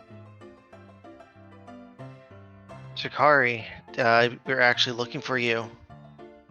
We are both needed in the Nocturne Kingdom with haste. He very quickly nods. Everything okay? That is yet to be seen, but Tom Corvus supposedly has a method for us to be able to get to the capital extremely quickly, and we need to go with him. There's Sounds Evil like you need Foot. to move quickly from the way you're speaking. Maybe walk and talk. Sounds good to me. Welpy, you. Do you have any friends around? Do you want to go hang out with a friend? I'll be back soon. Thorin? Is Kier or Orpheus gonna be around? Orpheus will be here. Okay, I'm gonna go find him. He begins circling through the crowd. Bumps into someone who quickly jumps out of the way. In the meantime, I'm assuming you're grabbing Jakari and heading back towards Shern. Yep. Head back towards Traherne, and as we're walking, I'm kind of explaining the situation to him. Orpheus, Welpy very quickly shoots out from around the corner and sits on your shoulder. Oh, hey, buddy. Thorin said we should hang out for a little bit. Apparently, he has something to do. Oh, yeah. And apparently I cannot come along or something. So, we can hang out. I have nothing to do. I want to see the Legion, the Ebon Rose Legion. They say that they're the badass Legion here that takes over and does cool things and gets into all the best fights. You want to show me the Legion? Yeah, sure. Do you also know Valence is from that legion? That why his armor used to be darker? It's lighter now. As he kind of like pulls you to try and catch up to Valence. Wait, let's go see his armor. I want to see why it's different now. Sure. And then I take him to Valence. Yeah, you guys head off. What? Thorin, you catch up with Kahir? Yes, I kind of make it up to Kahir, and I look over to Kahir with Jakari right next to me, like, Kahir, I think it's time we need to go. Yes, that does take precedence. He looks over at Dr. Camille and says, I do apologize for having to cut our meeting short, but I have some pressing matters to attend to before time runs out. He gives you a quick look. Well, hopefully everything's okay. Just make sure you're back before tomorrow midday for the opening ceremony. I would miss it for the world. And then he kind of turns and looks towards Gerald and the group of patrons, and he just shouts, "Hey, Gerald! Around on me!" And he shoots a gold coin straight at him. Again, with like precision. 2 fingers, catches them, puts them in a satchel, and Gerald begins to pour out some ales. Looks like Jerome caught it. And Dr. Camille very quickly pushes a potion into your chest, Kahir. This is a greater healing potion, so you can add 1 greater healing potion to your inventory. Nice. She seems quite worried that you're leaving so suddenly. Just in case. My appreciation, my lady. I'll be back before midday. You can count on it. He nods. You guys heading back to the Ebon Rose as well? Yep. Yep. With haste. Okay. Fast forwarding. You guys want another break, or you're good to continue? I'm good. I'm good. I'm good now.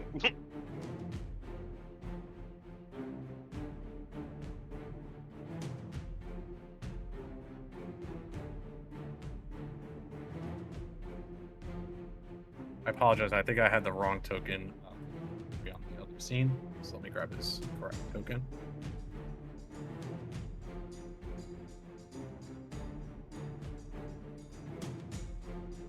There we go. I changed how he looked.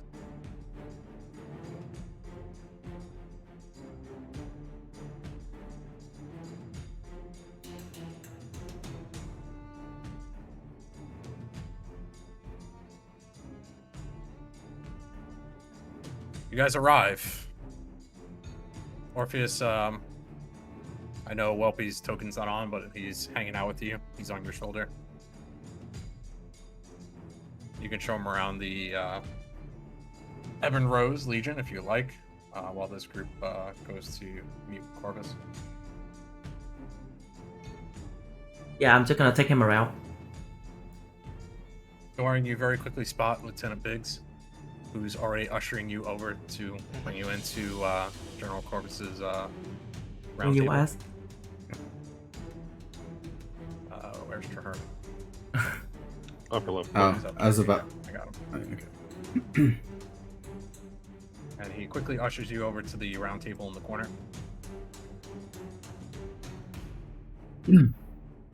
Jakari follows.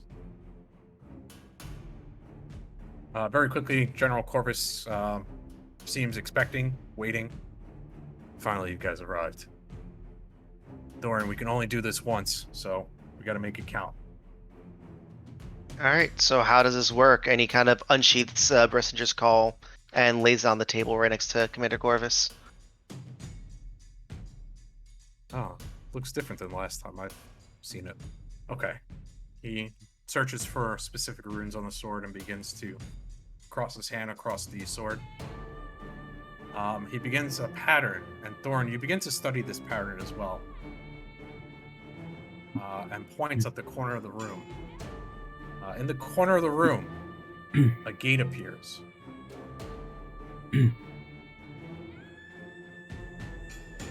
Thorin, if you want to roll or give the tooltip for what General Corvus has just casted, for everyone else All right. following along, which is Brissinger's Heaven Gate. Brissinger opens a two-way gateway to any location chosen. The gateway remains open for 15 minutes. After 15 minutes, the gate closes. The sword will not be able to open another gateway for 1 week. Only a bloodline member of the Nocturne royal family may use this ability. Must be level 8 or greater. Doran, you study this. Once you're able to cast this spell, you'll be able to use it moving forward, should you not have your crystal or be able to transport using the crystal. However, the gate is currently open. General Corvus looks to each of you. Best of luck, gentlemen. You have 15 minutes starting now. Let's not waste time. And you each, I'm assuming, goes into the gate. Mm-hmm.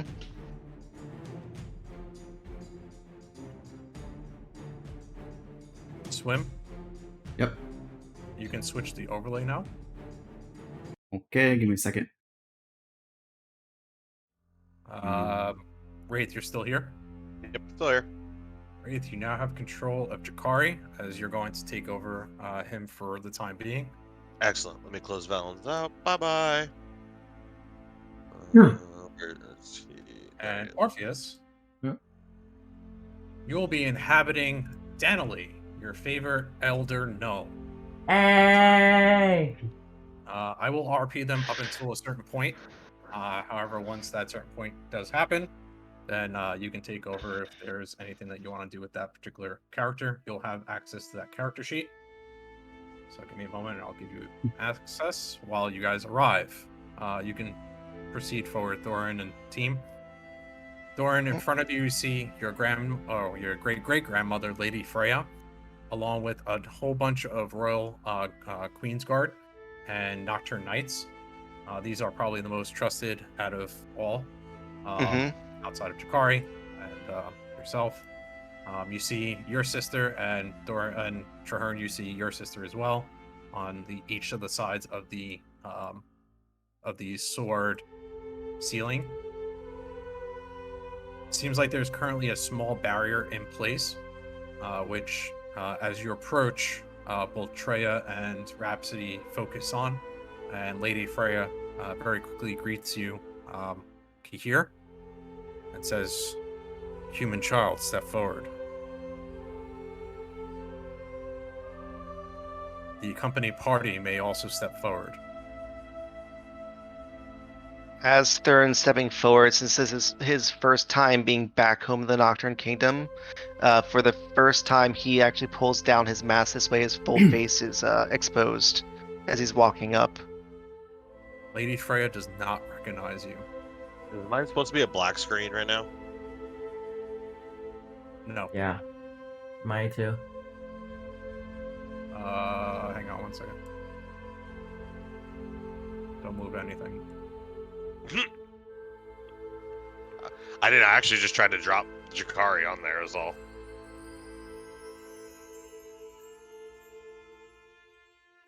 Oh, I see there's 2 Jakaris on here. Yeah, because Wraith dropped him in. Hang on 1 second, Wraith. Don't judge me. Do you have access to see now? Both Yep. of you? Yeah.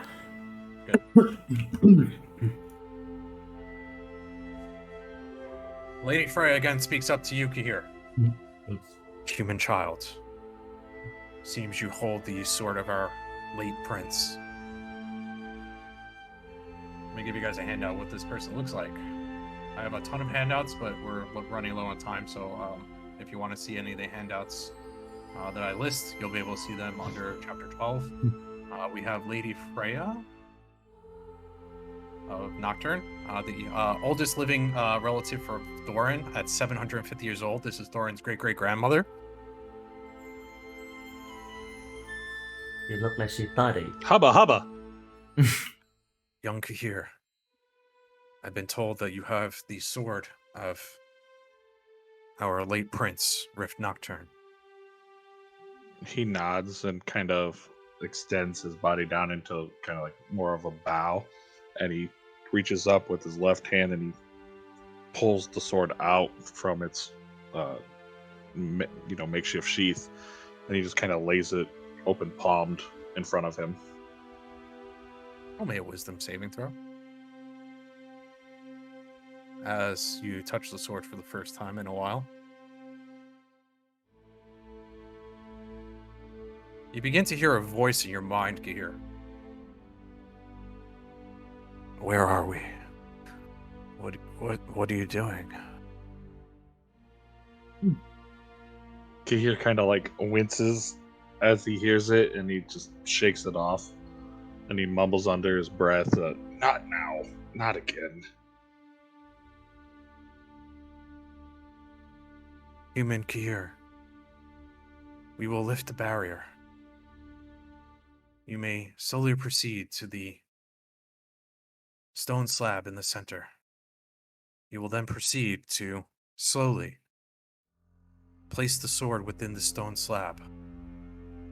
You will need to use might to bring the sword into the stone slab. It will enter 5 times, meaning you will push down as hard as you can until the sword clicks into place for the 5th and final time, at which point you will slowly retreat. Once you are out, we will seal the sword sealing ritual. We will finish the sword sealing ritual. Once we begin chanting, we cannot stop. Should anything happen, you will need to defend us. You and your party. Again, if we're interrupted, we won't be able to finish. And your gateway will close, trapping you here until you're able to find a new way back. Shall we begin? Kahir just nods.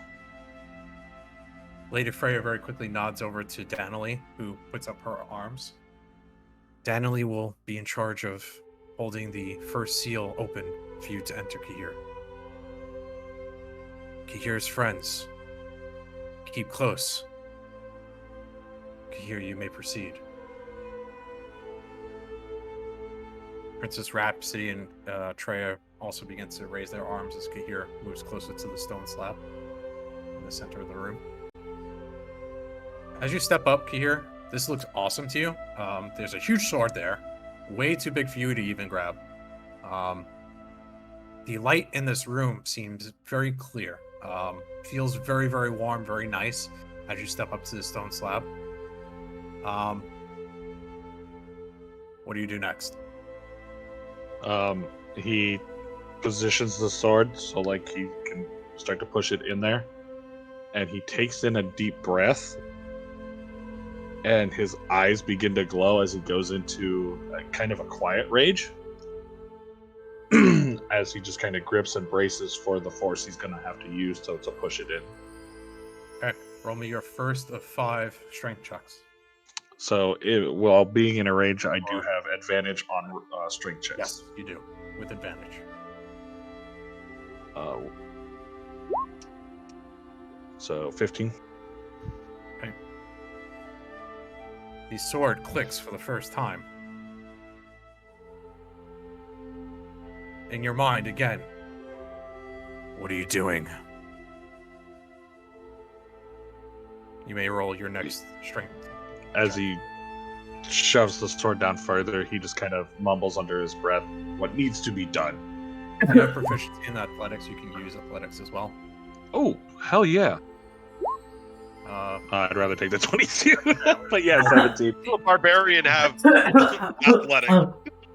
The second one, the second click, you hear it as the sword again moves down further. Stop! You don't know what you're doing. The third attempt again clicks as you feel a numbing sensation now in your hands coming directly from the sword. It's not from your mic here. 2 more strength checks. 26 and 27. Wow.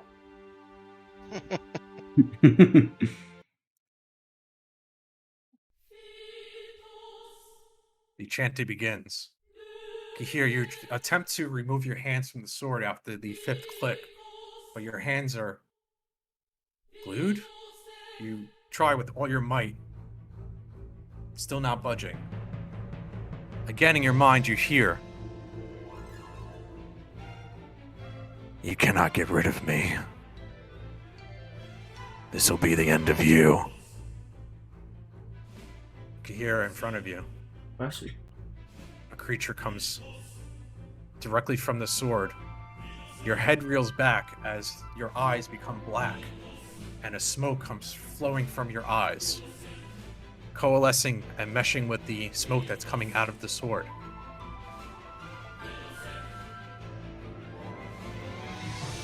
I'll give you guys a handout of what this thing looks like. In the meantime, I need you to roll me initiative. calamari? All of us. Calamari? Danily, Traherne, Thorin, Chikari, and Kahir. Oh, me too, me too. Okay. Make sure you click on your character token. Oh my god. Wow, that's a really bad roll. Oh my god, I rolled better than you. Oh my god, what the? Okay, here's number 1. With advantage, I rolled 2 18s. I'm gonna go ahead and use that number, and I'm gonna make his initiative my number. You don't have the number. You are not. I do, in fact. Yeah, I spoke to him earlier. The creatures? Yep. What was the number again? 6. Go back up. I think it was 5 or 6. 6. 6. Wait, you're not playing a balance though. Hey man, I don't make the rules. The DM makes the rules. No, you're rolling at balance right now. I rolled as Jakari. Oh, never mind from the other thing. Oh yeah, that's right. Weird. My account name is Valens. Yeah, My it's just like- character I'm playing is Jakari. Yes, so. Here, you are first to react as finally you are able to free your hands.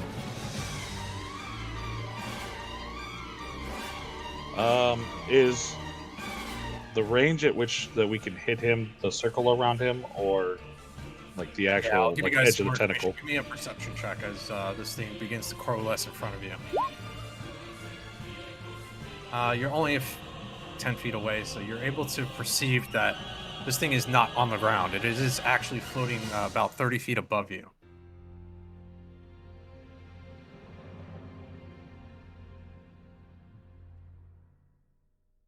Sorry, 20 feet. I actually have a thing here, so hang on. Let me show you guys.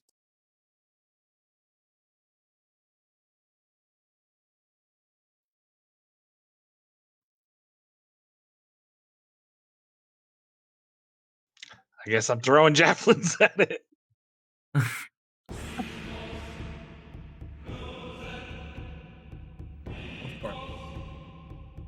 Yeah, I'm gonna get up as close as I can. I'm going to pull out while I'm moving. I'm gonna pull out the glaive with one hand, and with the other, I'm gonna grab one of my javelins and launch it at him because I can't reach him. And I will be doing so recklessly. So advantage on the throw and advantage to be hit. Okay. And you've gone into 20. a rage as well, correct? Yes, I am raging. 20 is a hit. 7 piercing.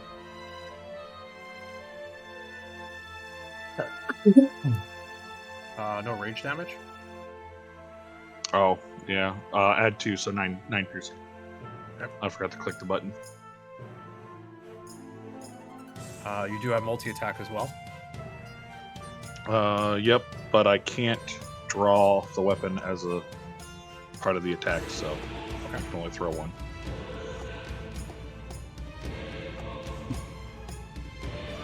Anything else on your turn? Nope. Kahir, roll me another perception check.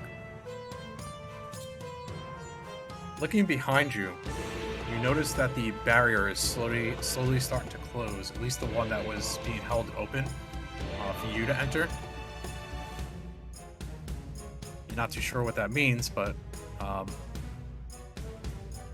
not necessarily that you're trapped in here, but it seems like they're trying to at least hold the creature inside of there, while your party is also still out. Okay.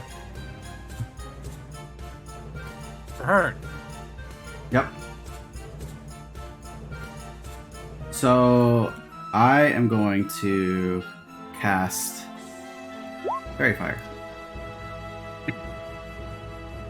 and position it behind it so it doesn't clip any allies, but only clips the boss. You attempt to cast this spell. However, as soon as it hits the barrier 20 feet in front of you, it stops and is Okay. negated.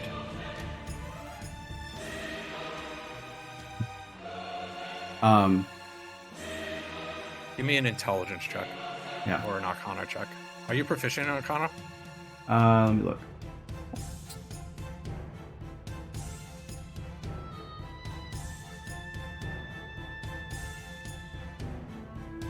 My intelligence is higher. Okay. Which Roll one me a did we flat end. It's a save. Roll me an intelligence. sorry. Just click on intelligence. That one.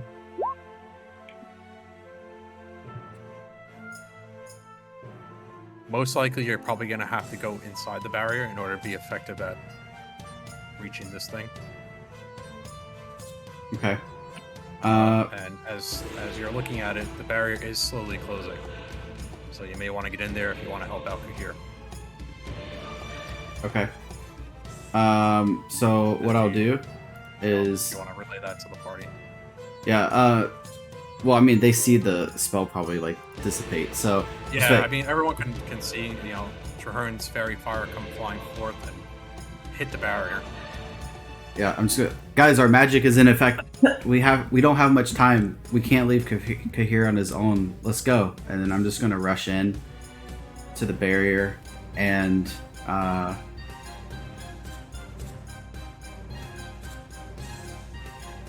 can I cast Shillelagh on Kahir's weapon? It's not wood. Not Is wood. it wood? Is it wood? It had to be wood. No, because the head of it's metal. It's not a club or a quarterstaff. Okay.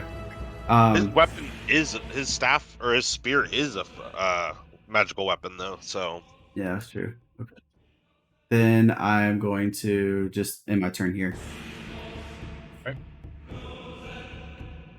Daniel, being played by Orpheus. Um, Orpheus, I'm going to give you some information. I know that this is a brand new character sheet for you. Daniel does have a couple of extra things that she can do outside of the regular sorcery abilities. mhm.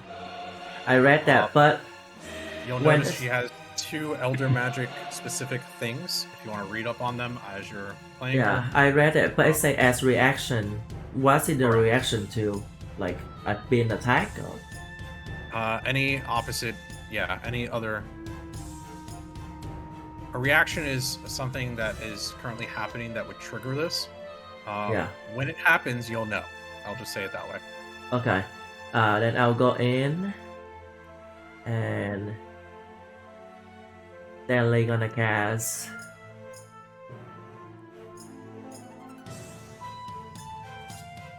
Ice Knife at the creature. I believe that's a cantrip, correct? No, it's a spell. What level? It doesn't let me pick the level. What is that? I believe it's a level 1, but Should be able to. Oh, because it's a sorcerer, so you use your sorcery points, right? No, you cast spells normally. You use your sorcery points for meta magic options. Yeah, I'm not using it, but it doesn't let me cast higher level spell slot though. It doesn't let me pick the It's spell because you slot. clicked it from your attacks. Click No. it in the spells.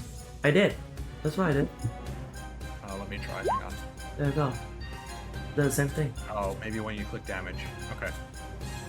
So, 17. 17 is a hit.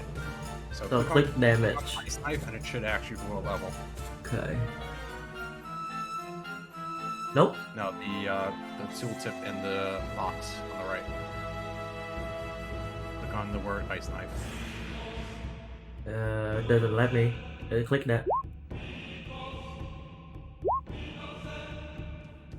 no, I can't click on it. I can see you can click on it, but I click it. I click it and it shows description only. It doesn't give me the damage. Let me click You the have to damage. click the word ice knife. There you go. But not. I want to cast higher level though. It doesn't let me. Yeah, so what does it say for higher levels?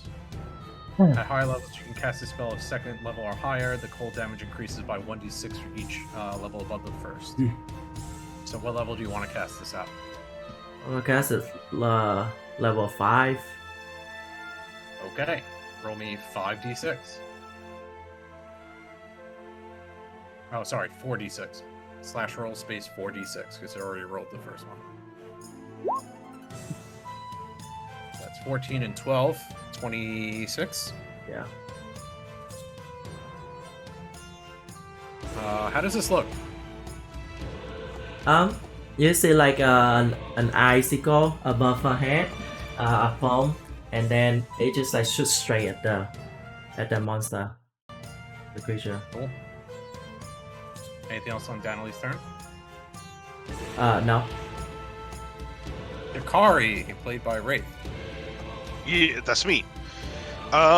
So I only get the one action, so I'm gonna use that first to cast a spell on my weapon or my quiver. No. Okay.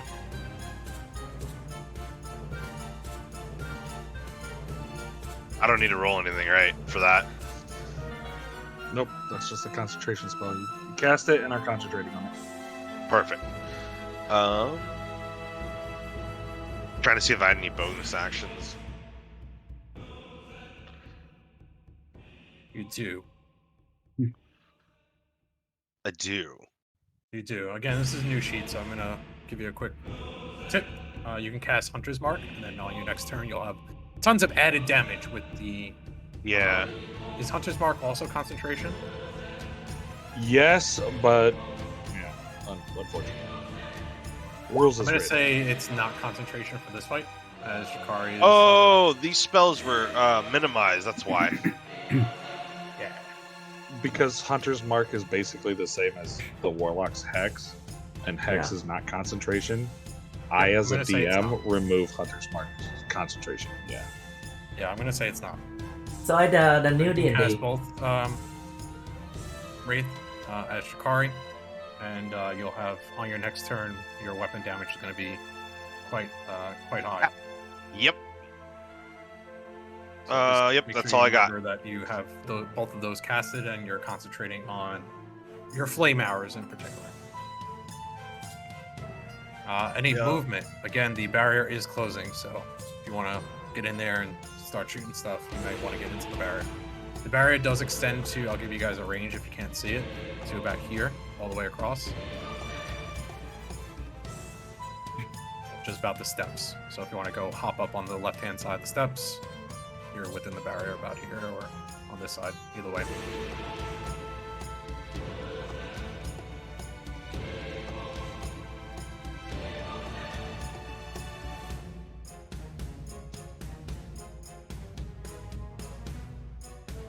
How much movement do you have, Rick? Me, I have 35, I believe. Yeah. Okay, so you can get here if you want to, and you're within the barrier. Oh, because I need to be right. That's right. I have to be inside the barrier. Yeah, in order to do damage. Got it. So, I'm there. Turn. Explain. Thorin, your turn. All right. So Music's a little turns- loud, to be honest. Yep, I'll lower. So I'm gonna step up and just look right at it and go, "Begone, demon!" and go ahead and I take out Brissenger and do my Sacred Flame on it. Dexterity save. What's your DC? 15? DC's 15. That's a fail. Radiant or lightning? It's gonna be Radiant, and then you're also gonna get an additional because I have Divine Strike now. So you're gonna get an additional 1d8 off of this cantrip. So an additional 6 damage. This is not considered a weapon attack, though, is it? There is, I'm sorry, it's Blessed Strikes Thank you. is the cantrip. Yep. Cantrips, yep. Cool. Oh, I didn't even look at my cantrips. So what is the total damage? Let's see. 18 So plus 6. 18 plus 6. 24.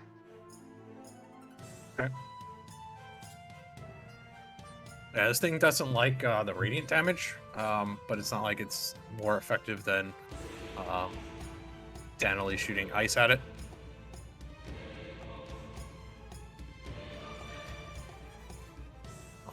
Also, looking at the creature, it seemed to have struggled to avoid the radiant damage, which you take note of.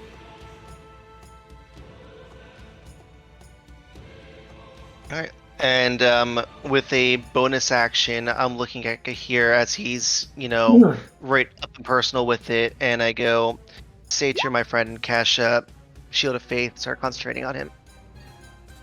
Here you have a +2 to your AC. Sweet. And that is my turn.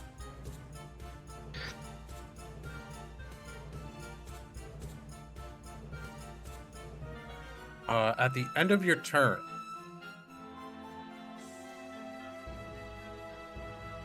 Pahern, Kahir, Jakari, Thorin, and Danily, you all feel your weight shift as if the room was turned upside down.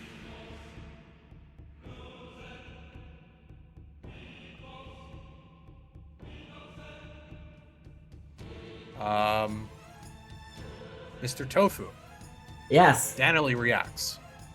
it's my reaction. I get to do it. Alright. As soon Let as us know what Danily does. So as what soon as everyone starts to feel as the entire room flips upside down. Or at least that's how it feels as gravity begins to pull from the ceiling. So as soon as this happened, you see Danily quickly pull out a feather, a white feather, and it look like the feather we got in that room from the god or Seraph whatever. feathers? Yes, the silver feather, and then she it's like it catch on fire, and then she use her reaction to cast mass levitate So everybody around her, I guess only in the barrier because can get out. Can levitate now for 20 feet up and down. And it's not a concentration spell for her. It is not. Kahir, Trahern, Jakari, Thorin, and Danily, you all begin to levitate. You now have free reign to move 20 feet above or below you. So Kahir, for example, you'll now be able to reach Yes. this particular Yeah. creature. I can wanted to poke do him in this. his eye. Literally the whole time. I was like, However, it is now the creature's turn, as it took its legendary action on the end of Thorin's turn. A tendril comes flying out at each of you. Trahern, Kakir, Thorin, and Danily. First one to Kahir with a 12. Misses. Second one to Trahern with a 29. oh my god. Hits. Trahern, you take 8 slashing and 15 necrotic damage. Thorin with a 12. Miss. And Danily with a crit. Oh my god.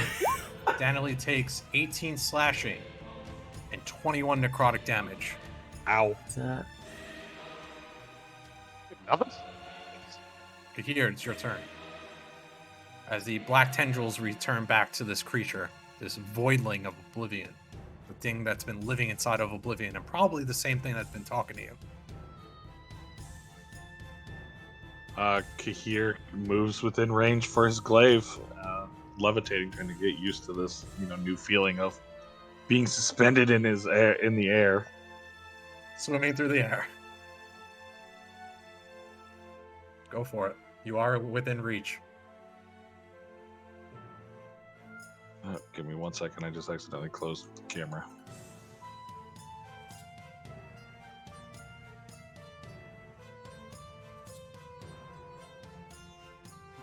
All right, so I will take my 2 attacks first.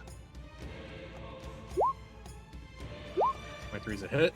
19. No, And- sorry. 26 is a hit. 19 is a hit. Roll me damage for Alright. both.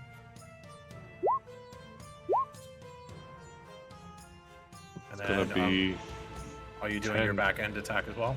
yes. I will also do my bonus attack. Yeah, go for it. This way we can add it all together. Ooh, hello. Kabam. So let's see, that's 10, 16, 28, 30, 32, 34, 44, 54 damage total. Yeah, you lob one of these tendrils off of this thing. As it squirms on the floor, spilling out some black, oozing liquid. Wait a minute. 1, 2, 3. Thankfully, you're 4, not on the 5, ground, 6. otherwise you'd be covered in this stuff. There's As it 6. floats to the ceiling. He is going to activate his necklace for Ocean Surge for another Yep. attack. Another attack action. Yep, you got 2 more attacks as multi-attack.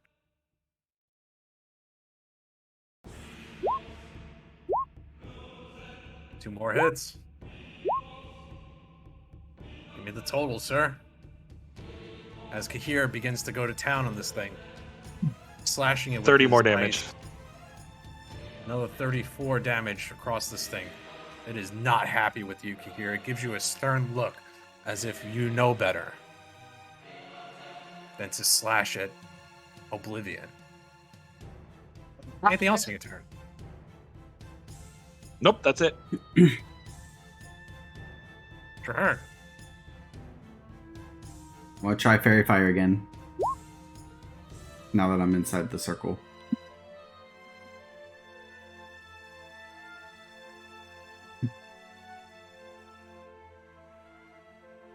Does Fairy Fire affect this thing?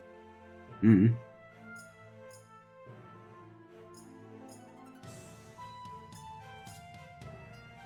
Are you sticking closer to the ground, Trahern, or are you moving closer to it? And Kahir, you're 10 feet out from it, correct? Yes. I mean, I was just gonna I have range on this thing, so I was just gonna kind of hover where I'm at right now, within the circle. Fairy Fire hits. I'm gonna put a marker on it. Like a find the thing for this thing. This guy's huge. He gets a dex save to try not to be affected. Yeah, I think you already rolled that, didn't you? Oh, is it? Yeah. And it So- has advantage. Yeah, unfortunately, it doesn't get hit by it then. Is that correct? That's correct. Yeah. Okay. Okay. Then Yeah, looking at this creature, roll me an intelligence check as your fairy fire goes off.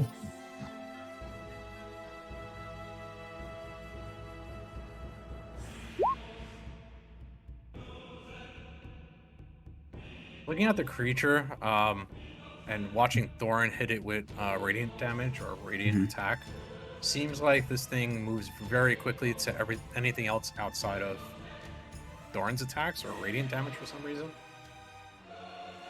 Seems like it's slower to react when there's light nearby. However, looking at it and inspecting it closer, there is some type of black or shadow-like thing surrounding this creature. Mm-hmm. You probably think it's a good idea that Kahir's not closer to it and staying, 10 feet away from it. Otherwise, he may have a hard time hitting it or even seeing it, even though he'll be right in front of it. Right.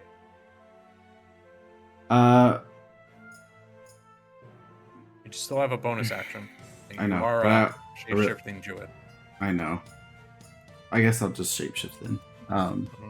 So I'll shapeshift into my Sabretooth. Okay. I'm gonna move your character up here.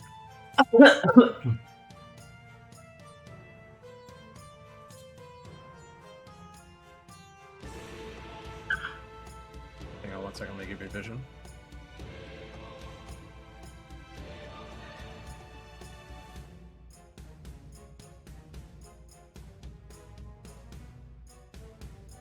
This is Traher and Sabretooth, yes? Yeah, I dragged it out, yeah. There you go.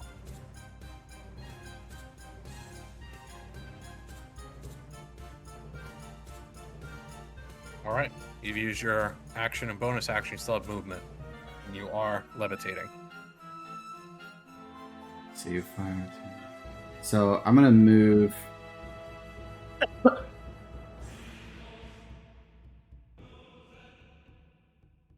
I'm trying to read this to make sure I'm doing this correctly. So I have to move like 20 feet straight across. Yeah, you can move To your attack. normal movement. You can also move 20 feet up and down. So if you want to get in melee range, you'll have to move 20 feet Yeah. up. So you can move your normal movement and then move up 20 feet in order to be in melee range. Right. So move it over to the side. Is that what you're saying?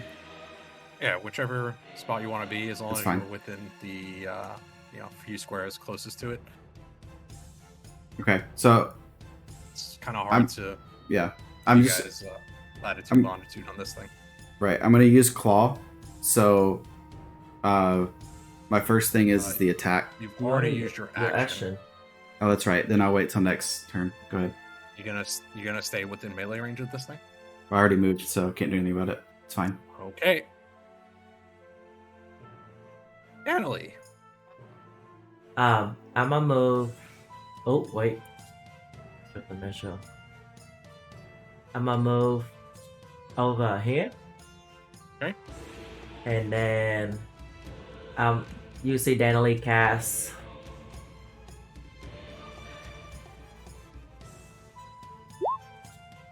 There you go. Okay. So it should affect all of us. It's just like you see this aura of like yellow surrounding. It's like sparkly around you guys, and you guys gain resistance to necrotic damage. And I will end my turn right there. If anyone goes down as well while you're in this aura that Danily is pulsing out, you will return back with 1 HP. So just a quick heads up, if anyone goes down, you'll return back up with 1 HP as per the spell. You have to stay within the 30-foot radius, though. Anything else on Daniel's turn? Still have a bonus action. No, that's the end of our turn. Jakari, played by Wraith. It's time to actually sit and do some damages. Hell yeah, you have Hunter's Mark and your arrows, so don't forget to add that in if you haven't checked it off in your character sheet. Will. I don't know if there's I don't- check marks. If not, we'll roll it manually. And this isn't either one of my favorite enemies, I'm pretty sure. It is not, unfortunately. I'm going to be using Actually, Dreadful Strikes. what is your is it, do you have aberrations? No, monstrosities. Okay. This is an aberration. Alright. Okay, so I get 2 attacks. I just wanted to make sure how many attacks I got, was all. Multi-attack.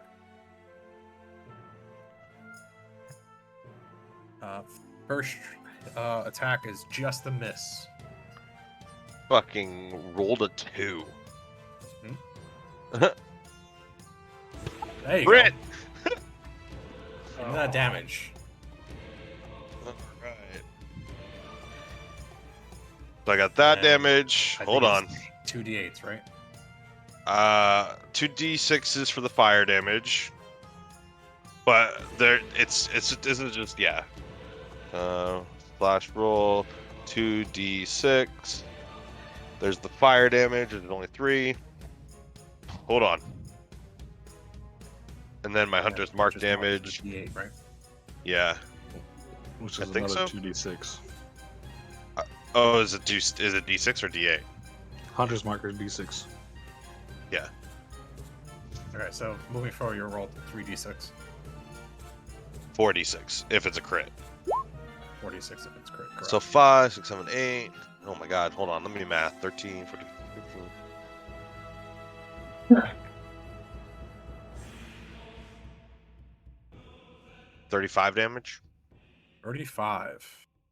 As you strike another tendril off of this thing, it What's starts up? squirming now in a circle in front of Traherne.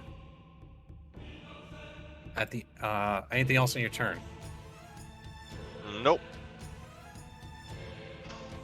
At the end of your turn, I need everyone within a 20-meter radius. So let's see. Kahir and Traherne to roll me Constitution saving throws.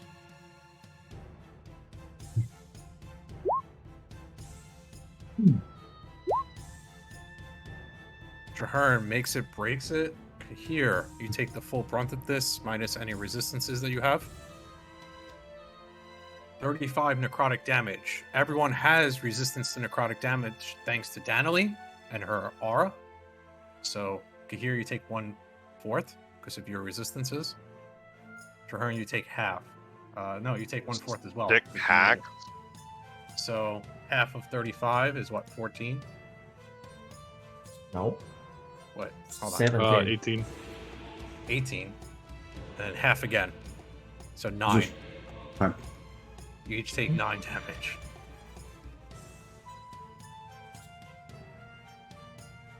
Thorn, it is your turn.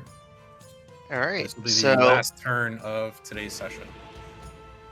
so you see What? Thorn. Yeah, it's 10:30 already. You see Thorn kind of grab at his amulet, and the amulet now is starting to glow this bluish red aura, like alternating colors, and you hear a crackle go out from it, and this like mist almost forms going around like a 30-foot radius from Thorn, and he casts Aura Vitality.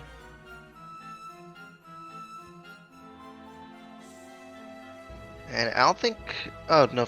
And then I'll use the bonus to go ahead and heal Kahir.